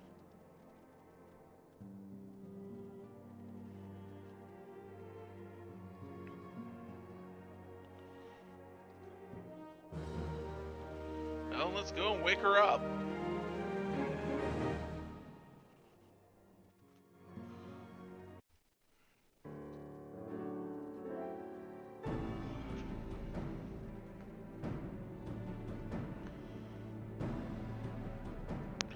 And that's what makes this sense to me. Following the calamity, the forces of the 14th Imperial Legion entrenched themselves in strategic locations across Eorzea. So swiftly did they accomplish this, it was suspected that they had received help. To think that it came from Huayu, my right hand. There is more. We have reason to believe that Huayu didn't deal exclusively with the 14th. She also answered to a higher authority in Garlemald. But this higher authority could not have been the Emperor. By consenting to the media project, Solus Zos Galvus showed himself to be more concerned about preventing the spread of primal influence than claiming Eorzea for the Empire. He would happily have seen the lot reduced to ash. We believe a number of high-ranking figures within the royal household were against the decision, but that they knew better than to oppose the Emperor openly. Of course, this didn't prevent them from making clandestine provisions, in which Huayu played a part. Alas, these provisions did not prevent Dalamud from falling, and the ensuing chaos changed the face of the realm forever. Yet Eorzea survived. To all intents and purposes, the Meteor Project had failed, and the Empire was left to rue its lack of a decisive means to eliminate the Primals. Until, that is, it stumbled upon the Ultima weapon. Even before the accursed thing was dug up, it seemed to me the 14th had the might to overwhelm our weakened armies. Yet they chose to hide behind their walls. Why?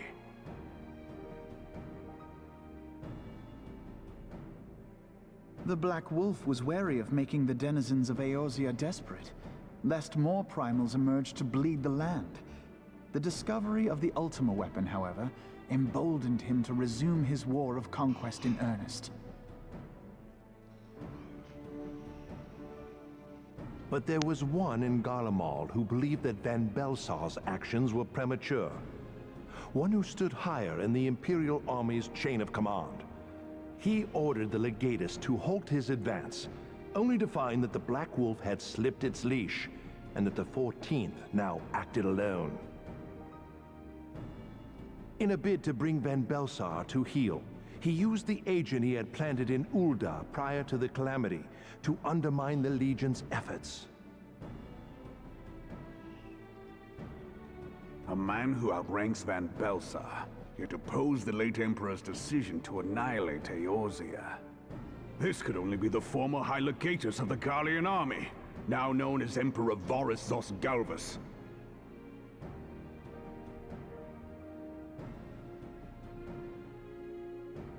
So he was Huayu's true master.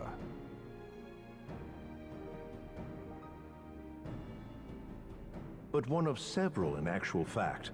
We've learned that even as Huayu served the Empire's interests, she sold Imperial secrets to a certain faction in Eorzea.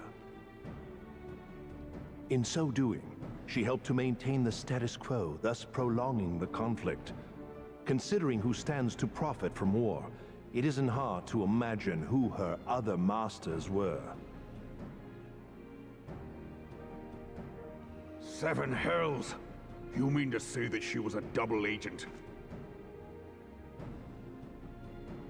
Triple, if you consider her services to Van Belsar and the new Emperor as separate. As neatly as these pieces seem to fit, one aspect of the puzzle remains unclear to me.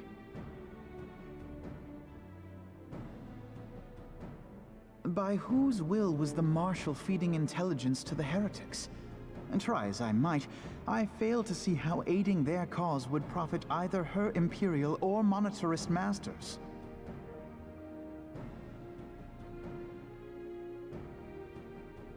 Could it be that another hand is at work here? If so, Huayu must be made to reveal whose it is.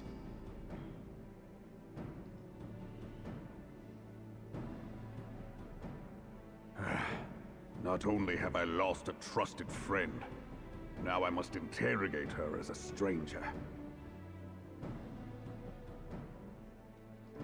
Not a pleasant task, I grant you, but a necessary one.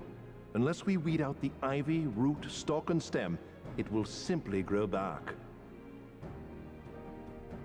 I know that full well.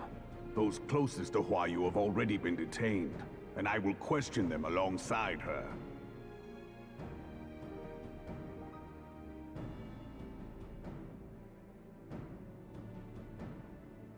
General, pray keep in mind that there may be unwitting abettors among them.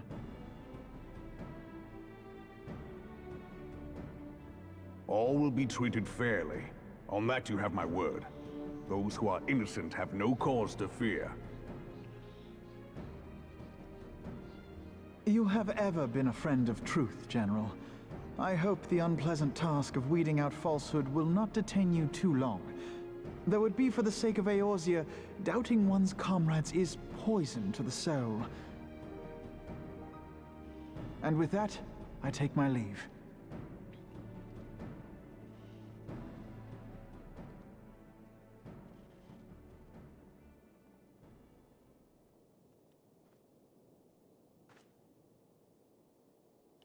All these years, I've been made to dance to their tune.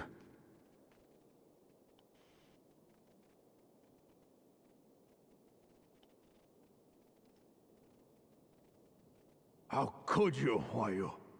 How could you side with them?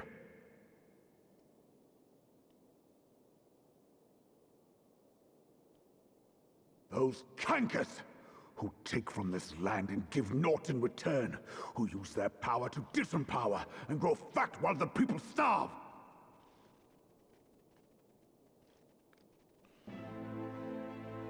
I know you can hear me, monitorous scum! Your crimes will not go unpunished!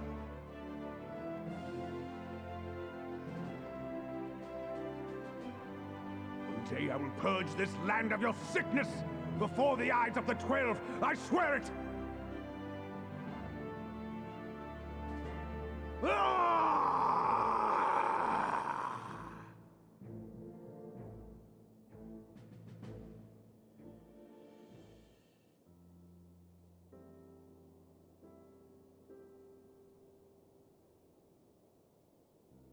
I shall have no further need of you this day.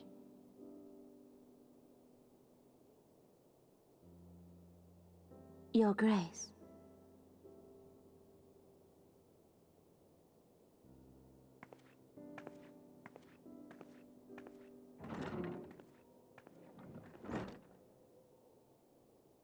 I fear that not even mine own chambers shall remain private for long. Has the situation grown so grim?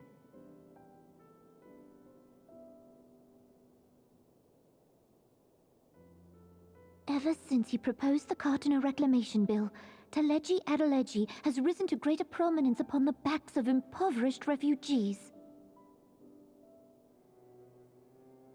The monetarists were ever united in their pursuit of profit, but the man's actions have torn a rift in their ranks. They snap at each other as rabid dogs. Yet now is not the time to be bickering among ourselves.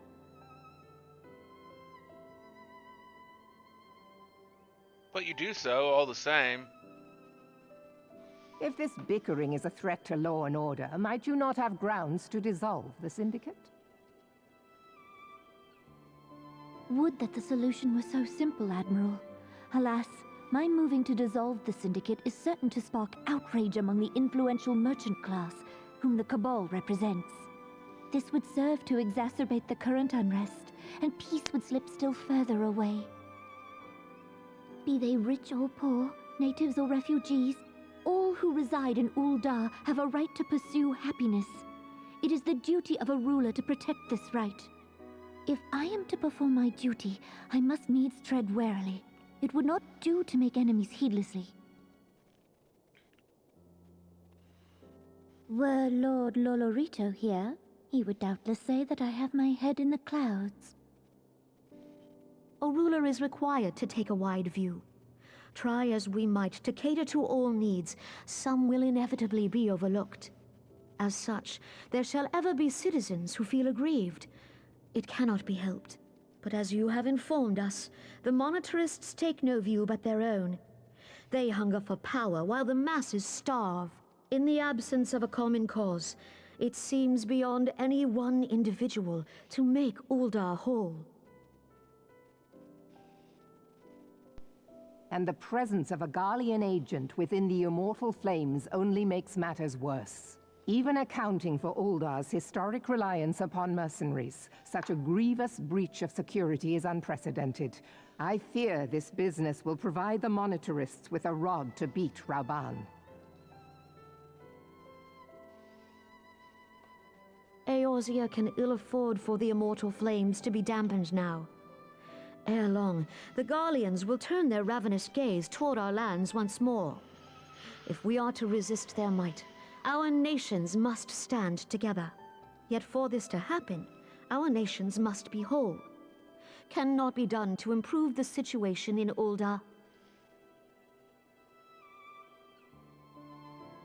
The true wealth of Ul'dah lies in the health, happiness, and hopes of her citizens. Alas, the citizens shall never know these things, so long as their lives are ruled by the ambitions of the few. The monetarists claim to represent the best interests of the people, but in sooth they desire only to manipulate them for their own selfish ends. For the government to serve the people, it must be formed of the people.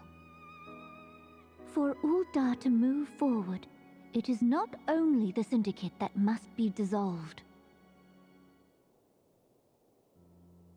Nay, you jest. No. She's My talking about friends, starting up the grand It was experiment. for no other reason than to make known to you mine intent that I requested your presence here. When I make my declaration to the people, chaos shall inevitably ensue. As the last monarch in the line of Ul, I make unto you this request. Help Roban to preserve order and protect the people. Forsake them, and you forsake yourselves. For a strong Eorzea will ever have need of a strong Uldar.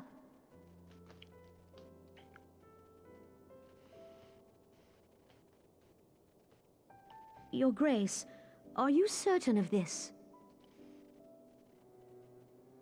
There is no other way. When the time is ripe, the nation shall become a true republic. Both royalists and monetarists shall cease to be. Uldar will no longer belong to kings or queens or merchant princes, but to her people.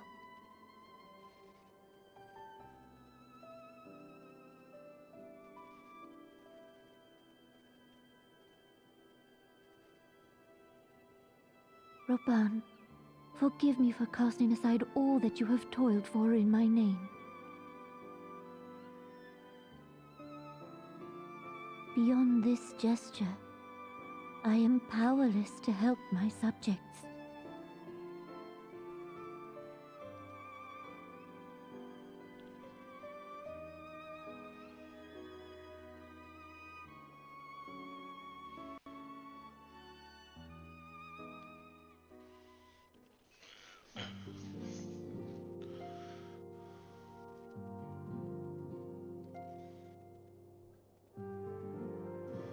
Oh my, I gotta go do those things. Means I gotta figure out how to unlock those things. Oh. Okay. Okay. We can figure that out.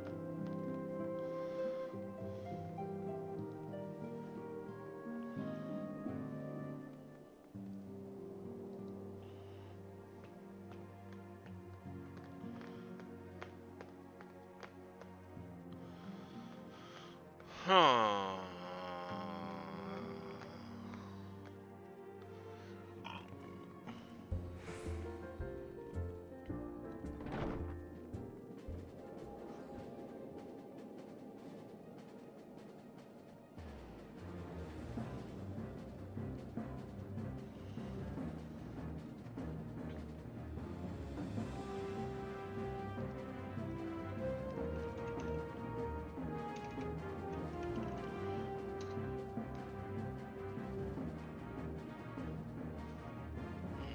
What's it called?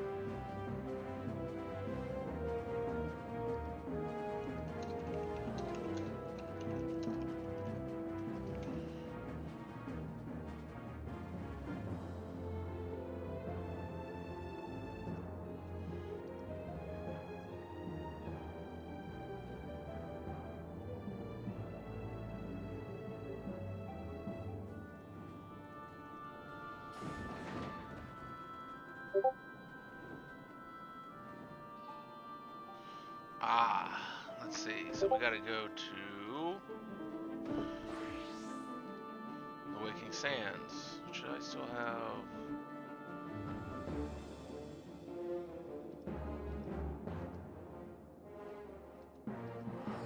Yep, I still have Esper paid tickets.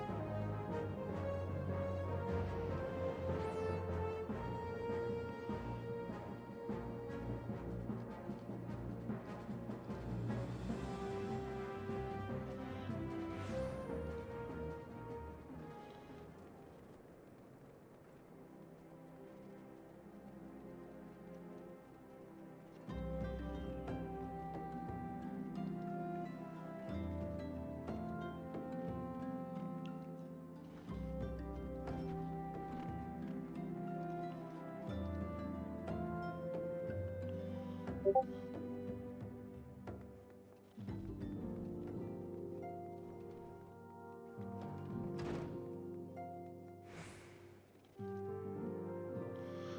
wants you to vanquish Ifrit and has information that will help you to arrange an encounter. Coverage is just read from the Mortal Flames. Just as Orange said, I fear the Emoja have already summoned Ifrit. A confrontation with the Lord of the Inferno is inevitable. I'd like nothing more than to lend you my blade, but the students of Bodesian insist that I refrain from taking to the field where it concerns primals. I know not the workings of it, but it would seem that the recent events have left me especially susceptible to tempering. As much as I hate missing out on the fun, for everybody's sake I must sit this one out. Instead I will focus on gathering and analyzing data. Now the Immortal Flames have already conducted a preliminary investigation into Ifrit. They may well have information that will be of use to you. Do pay a visit to the Hall of Flames and speak with Commander Swift. One last thing before you depart. Doubtless you remember Menphilia's words, but this Ifrit is a far cry from the primal you first defeated. You will want to assemble your most dependable comrades for the mission. Be safe, my friend.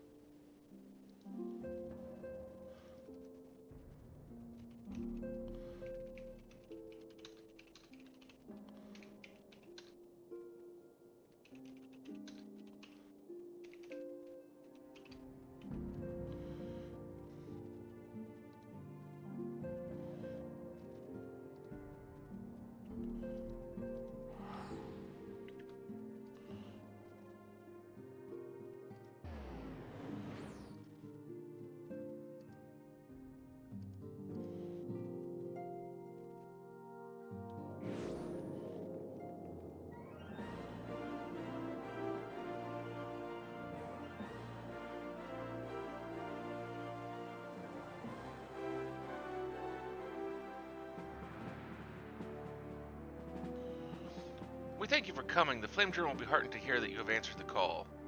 As you have already relayed to the Waiting Sands, Ifrit is returned. For the sake of peace in the region, we humbly request that you vanquish him. Primal is to be found in his domain, the Bowl of Embers. To get there, you must use the Beastman 8th rate found within the depths of Zaharg, the Amalja stronghold. The Amalja will have constructed their own 8th rate from salvaged 8th rate shards. This being the case, you should be able to use it without problem. No doubt you already know this from your fellow Scions, but the present incarnation of Ifrit is far stronger than last. Facing with any fewer than 7 of your Cel's comrades would be ill-advised. That is all the intelligence we have to share. The rest is in your hands. I shall pray for your victory and for safe return.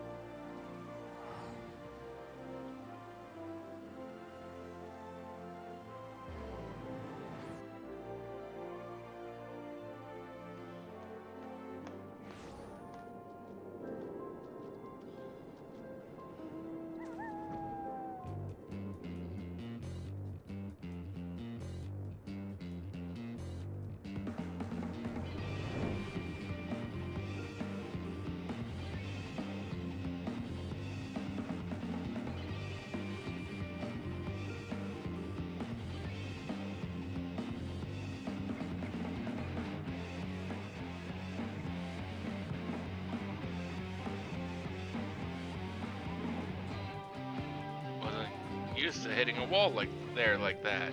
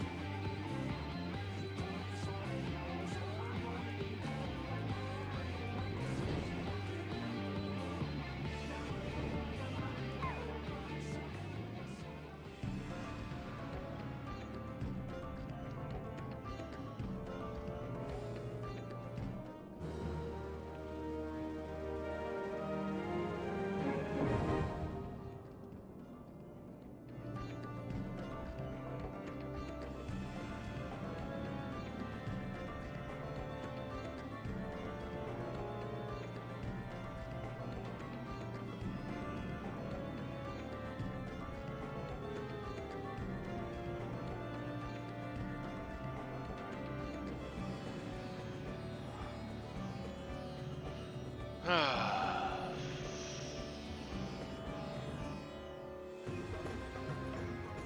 been quiet for the last few days.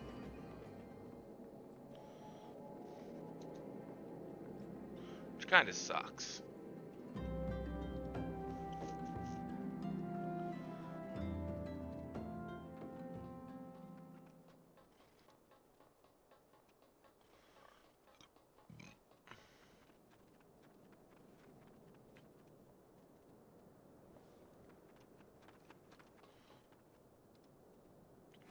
What's my lowest level right now? Thaumaturge. Like this one.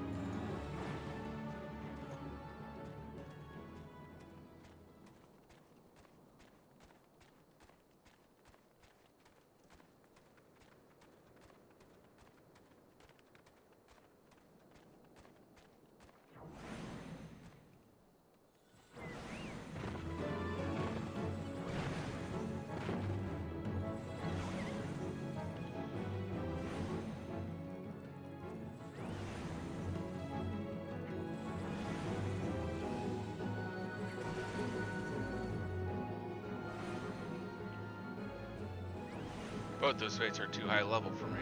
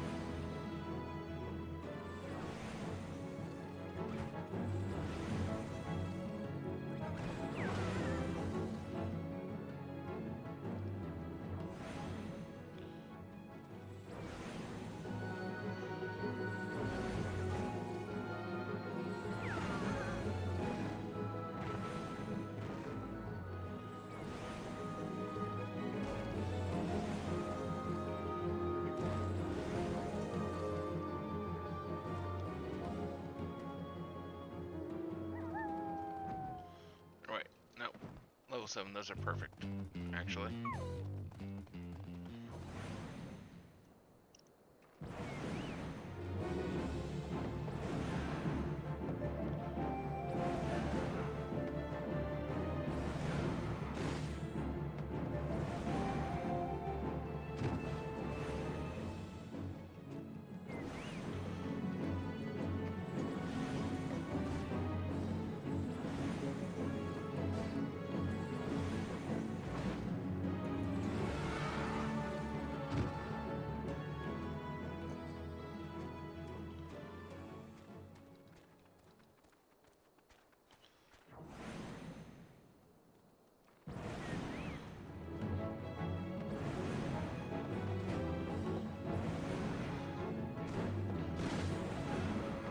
And of course it has to pop now.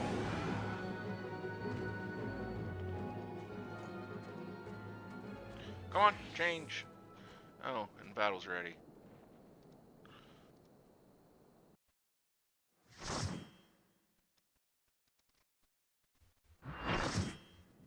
just saw where I didn't hear the ding.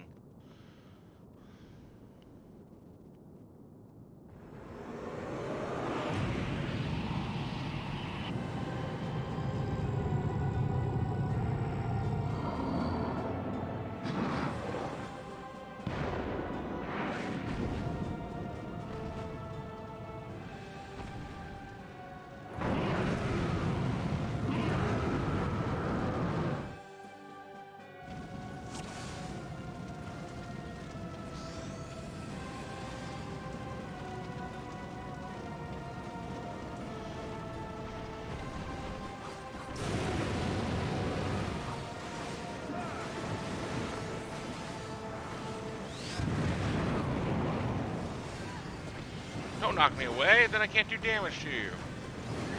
And I don't like that.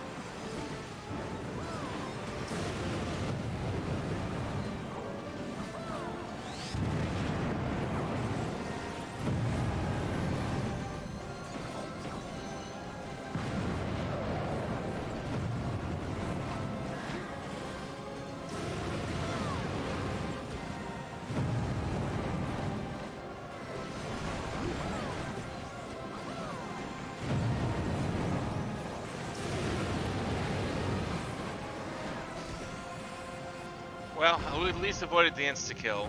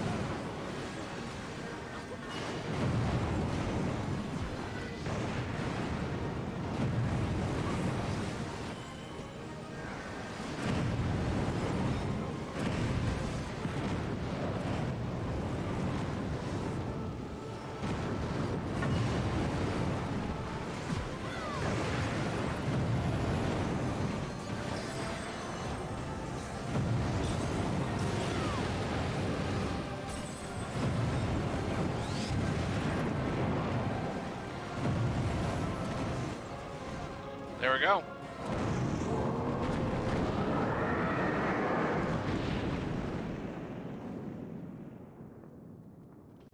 There we go, there we go, there we go. That didn't look like.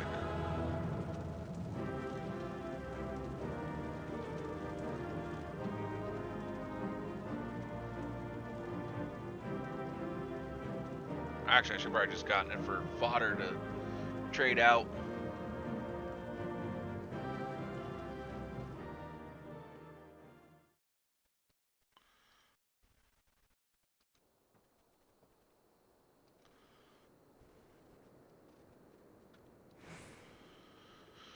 Okay, so the next one.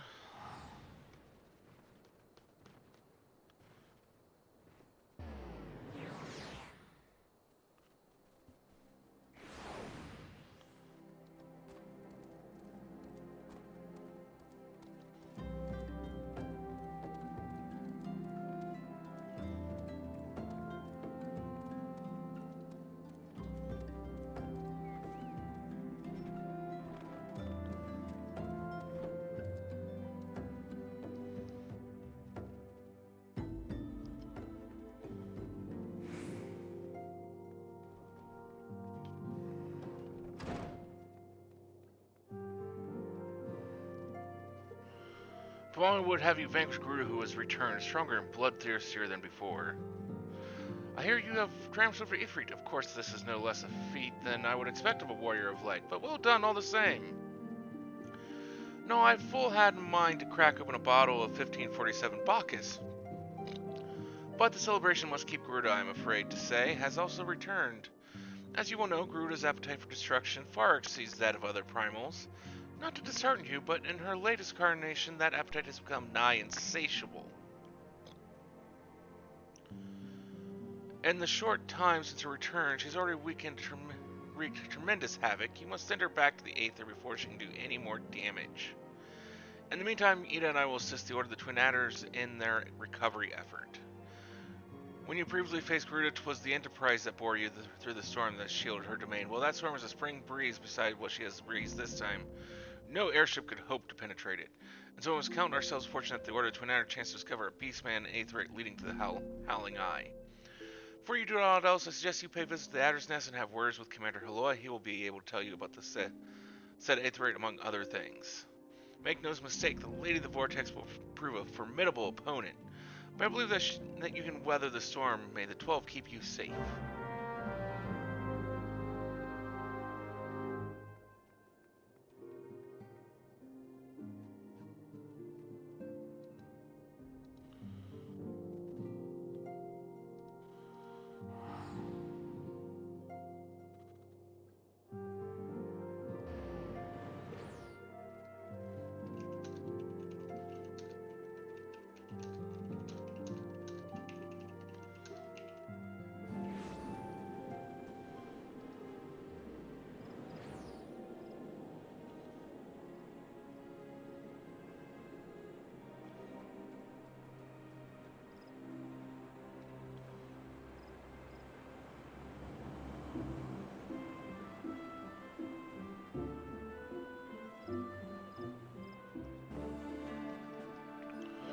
Ah, we are grateful for your aid.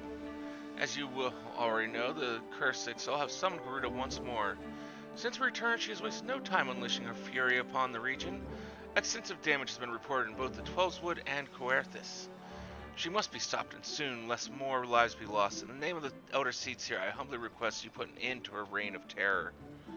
As in the past, Garuda keeps her court within the Howling Eye, which is perpetually protected by a raging tempest. Fortunately, we have learned of an alternative way into her domain. The Exile have constructed an Aetherite within Natalan, their stronghold in the central highlands of Coerthis. This Aetherite will take you to Garuda's tempestuous realm. We owe this discovery to the Guardians, who the Elder Seatsier says desire to repay the kindness you showed them. For the sake of our people as well as theirs, may your mission be met with success.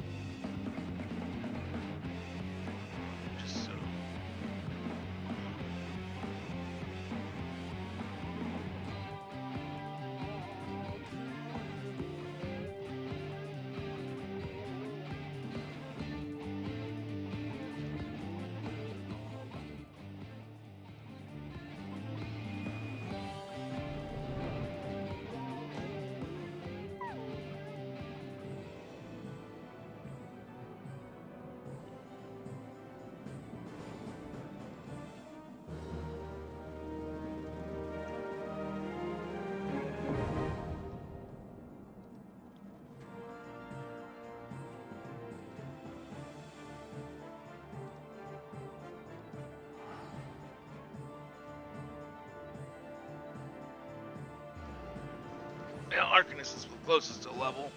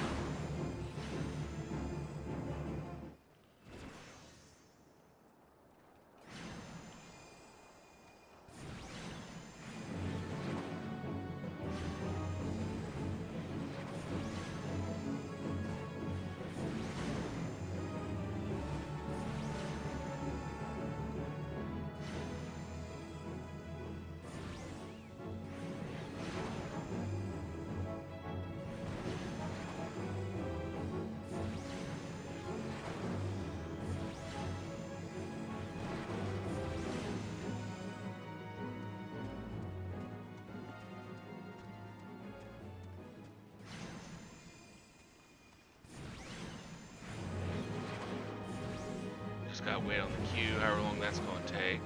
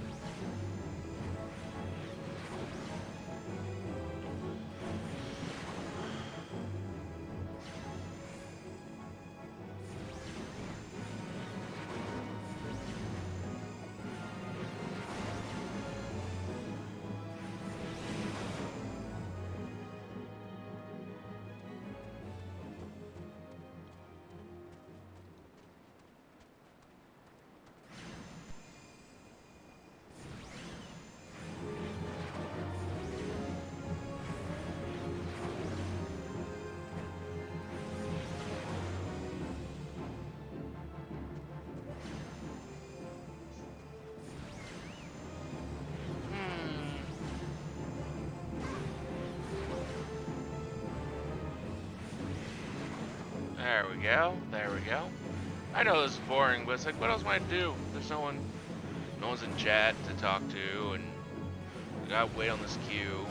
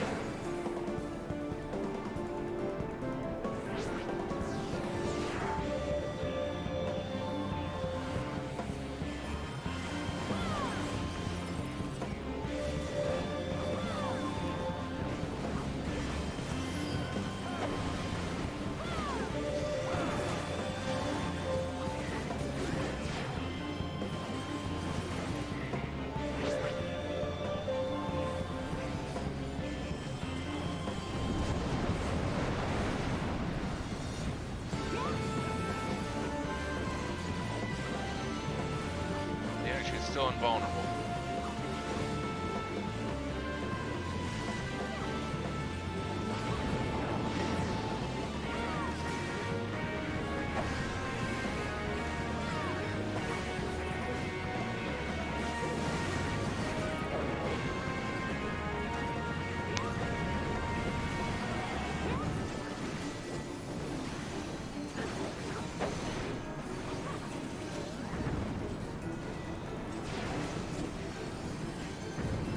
Not much that I can really do if they can't.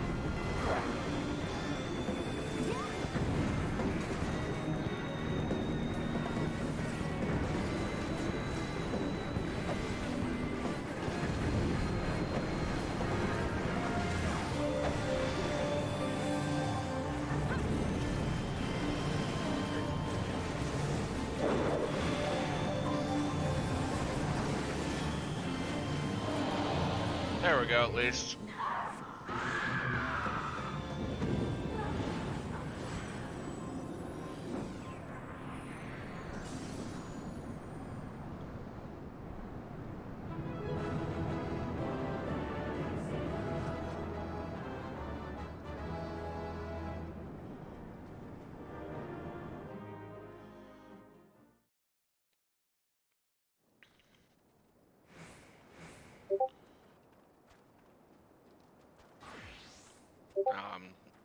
I'm not as close as I thought I was.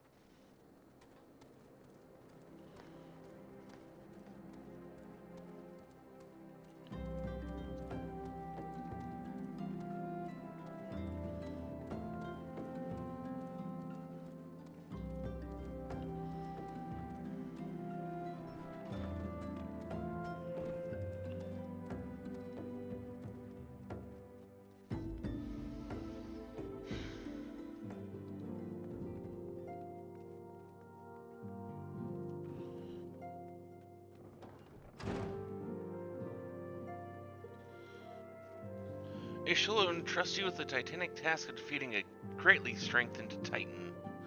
So both Ifrit and Garuda are now vanquished by your hands. Truly you have earned yourself a rest. Would that you had the luxury of time to enjoy it. It pains me to say that Titan has also returned with a vengeance, as was the case with his primal brethren. He has grown stronger than he was before. When I went about my investigation, all indications suggested that the kobolds were nowhere near ready to resume their summoning rites. But it turns out they were deceiving us. I should have known better. The kobold's subterranean domain runs deep, and they can easily hoard crystals without being none the wiser, and a vast hoard it must have been. Till now, Garuda was the most powerful among the three recently active primals, but according to our latest readings, Titan has usurped that honor. A primal's might is determined by two factors: the amount of crystals it has gorged upon, and the fervor of its believers. I would like nothing more than to measure precisely how strong the Lord of Crags has become, but I fear the time for such prudence has run out. We have already received an official request for assistance from the Maelstrom, and as you might expect, it is addressed to you.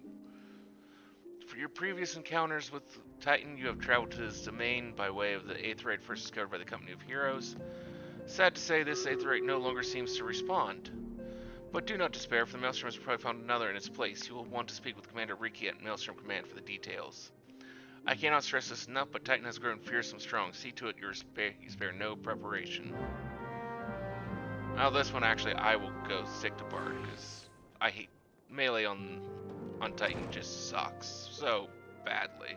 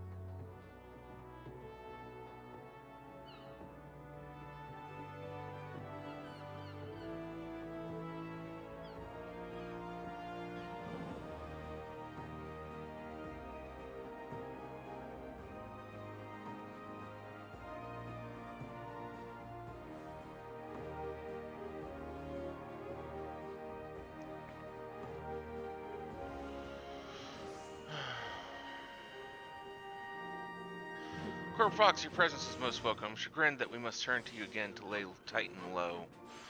No doubt this is yesterday's news to you, but the Lord of Crags has returned more ferocious and formidable than he was before. We cannot fathom how the kobolds were able to obtain such vast stores of crystals in so short a time. We will learn the answer in the coming moons, I suspect, but first things first. I need you to vanquish Titan before he and the kobolds have a chance to wreak havoc on Limsa Lamensa. You have failed the primal before, and we believe that you can emerge victorious once more. We've learned of a new eighth rate that will take you to the navel. It's situated deep within the Gomorrah mines, not the most convenient of locations, admittedly, so you will have to cut yourself a path. Please make all haste. Titan's mere presence emboldens the kobolds, and it is only a matter of time before they move in force against us. May the Navigator guide you on your way, Corporal.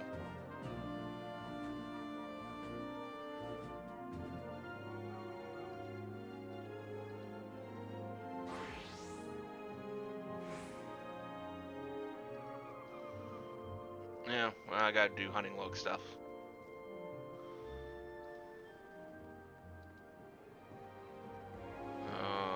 That is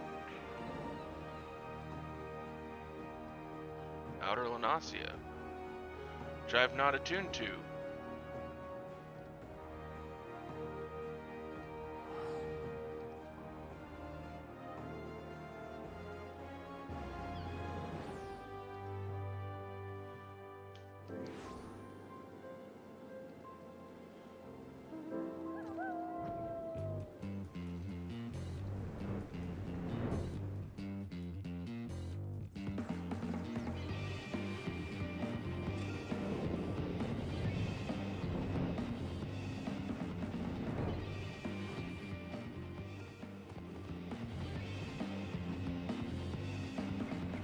I don't know.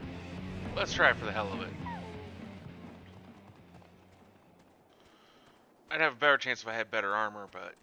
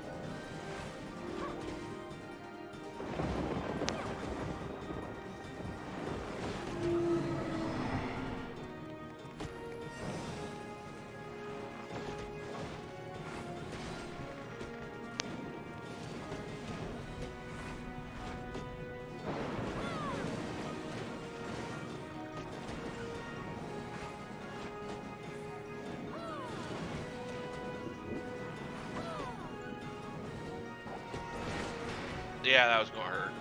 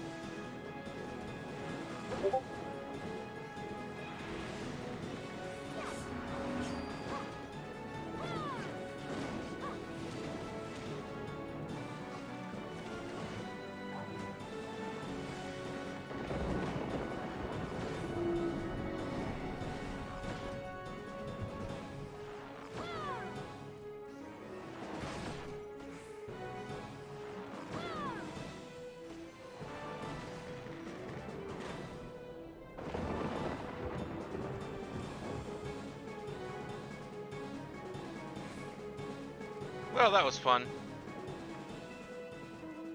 Would have been a lot shorter if I actually had gear that actually fit in my level rather than not.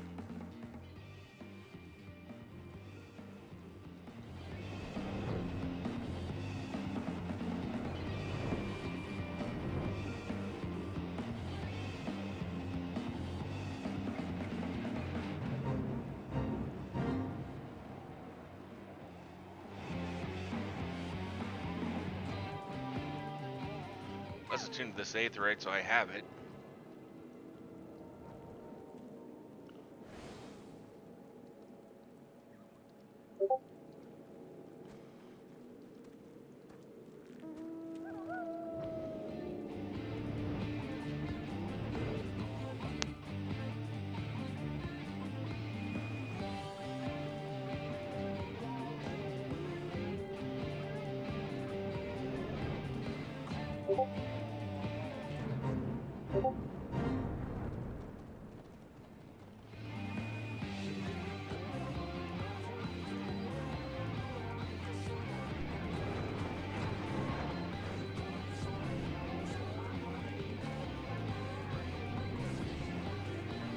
We'll call it here after we finish Titan. I'm not going to raid because I don't have anyone to raid with. It's just me. There's just no point.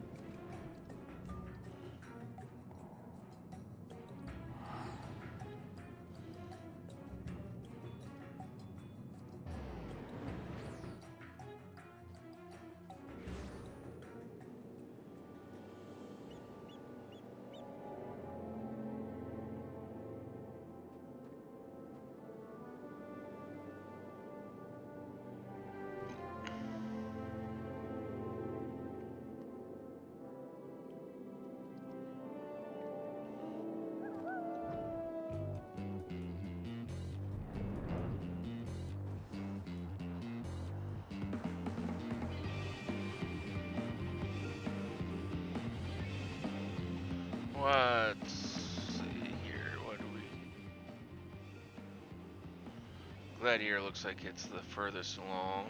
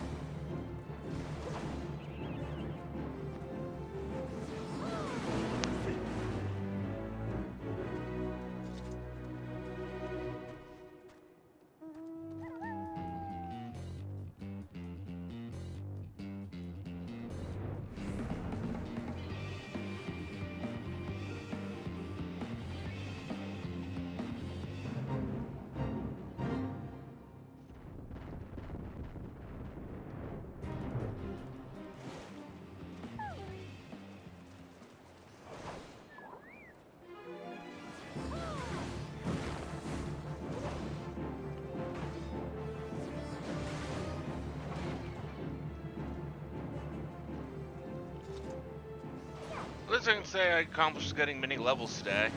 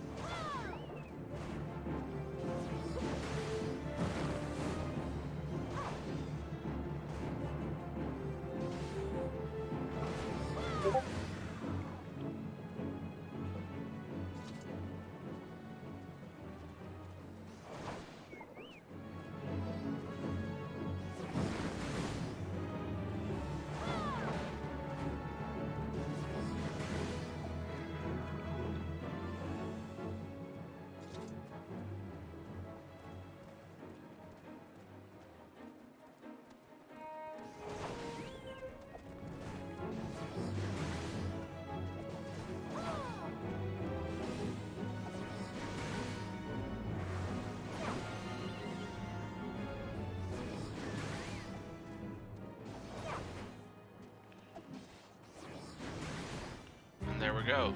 There's the Q-pop, finally.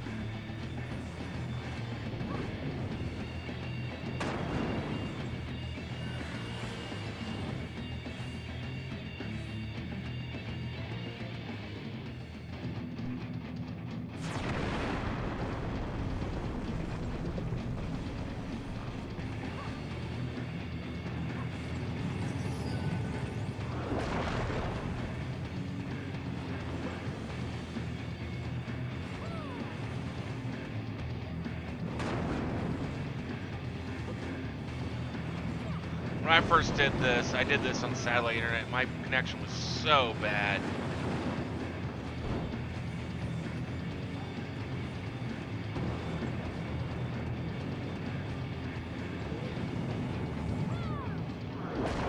It's just like, if he just randomly sent it in my direction, I was gone, because I wouldn't see it until after it technically already triggered.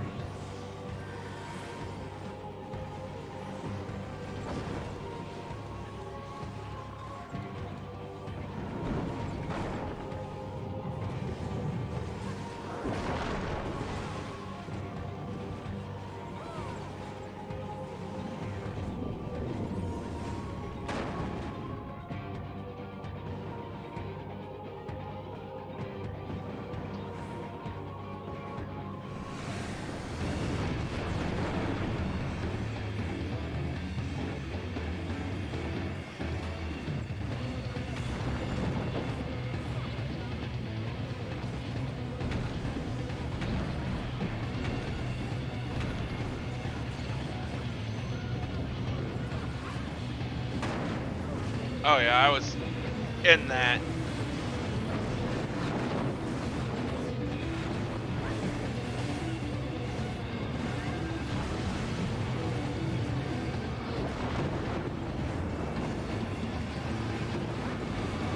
It just had nowhere to go. Nowhere at all.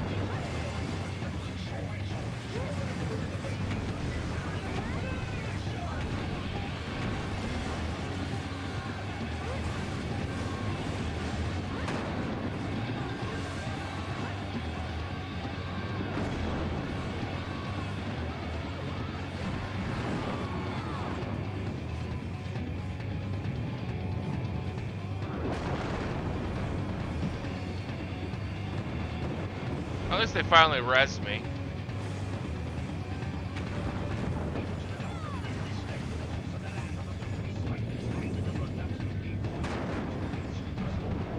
There we go.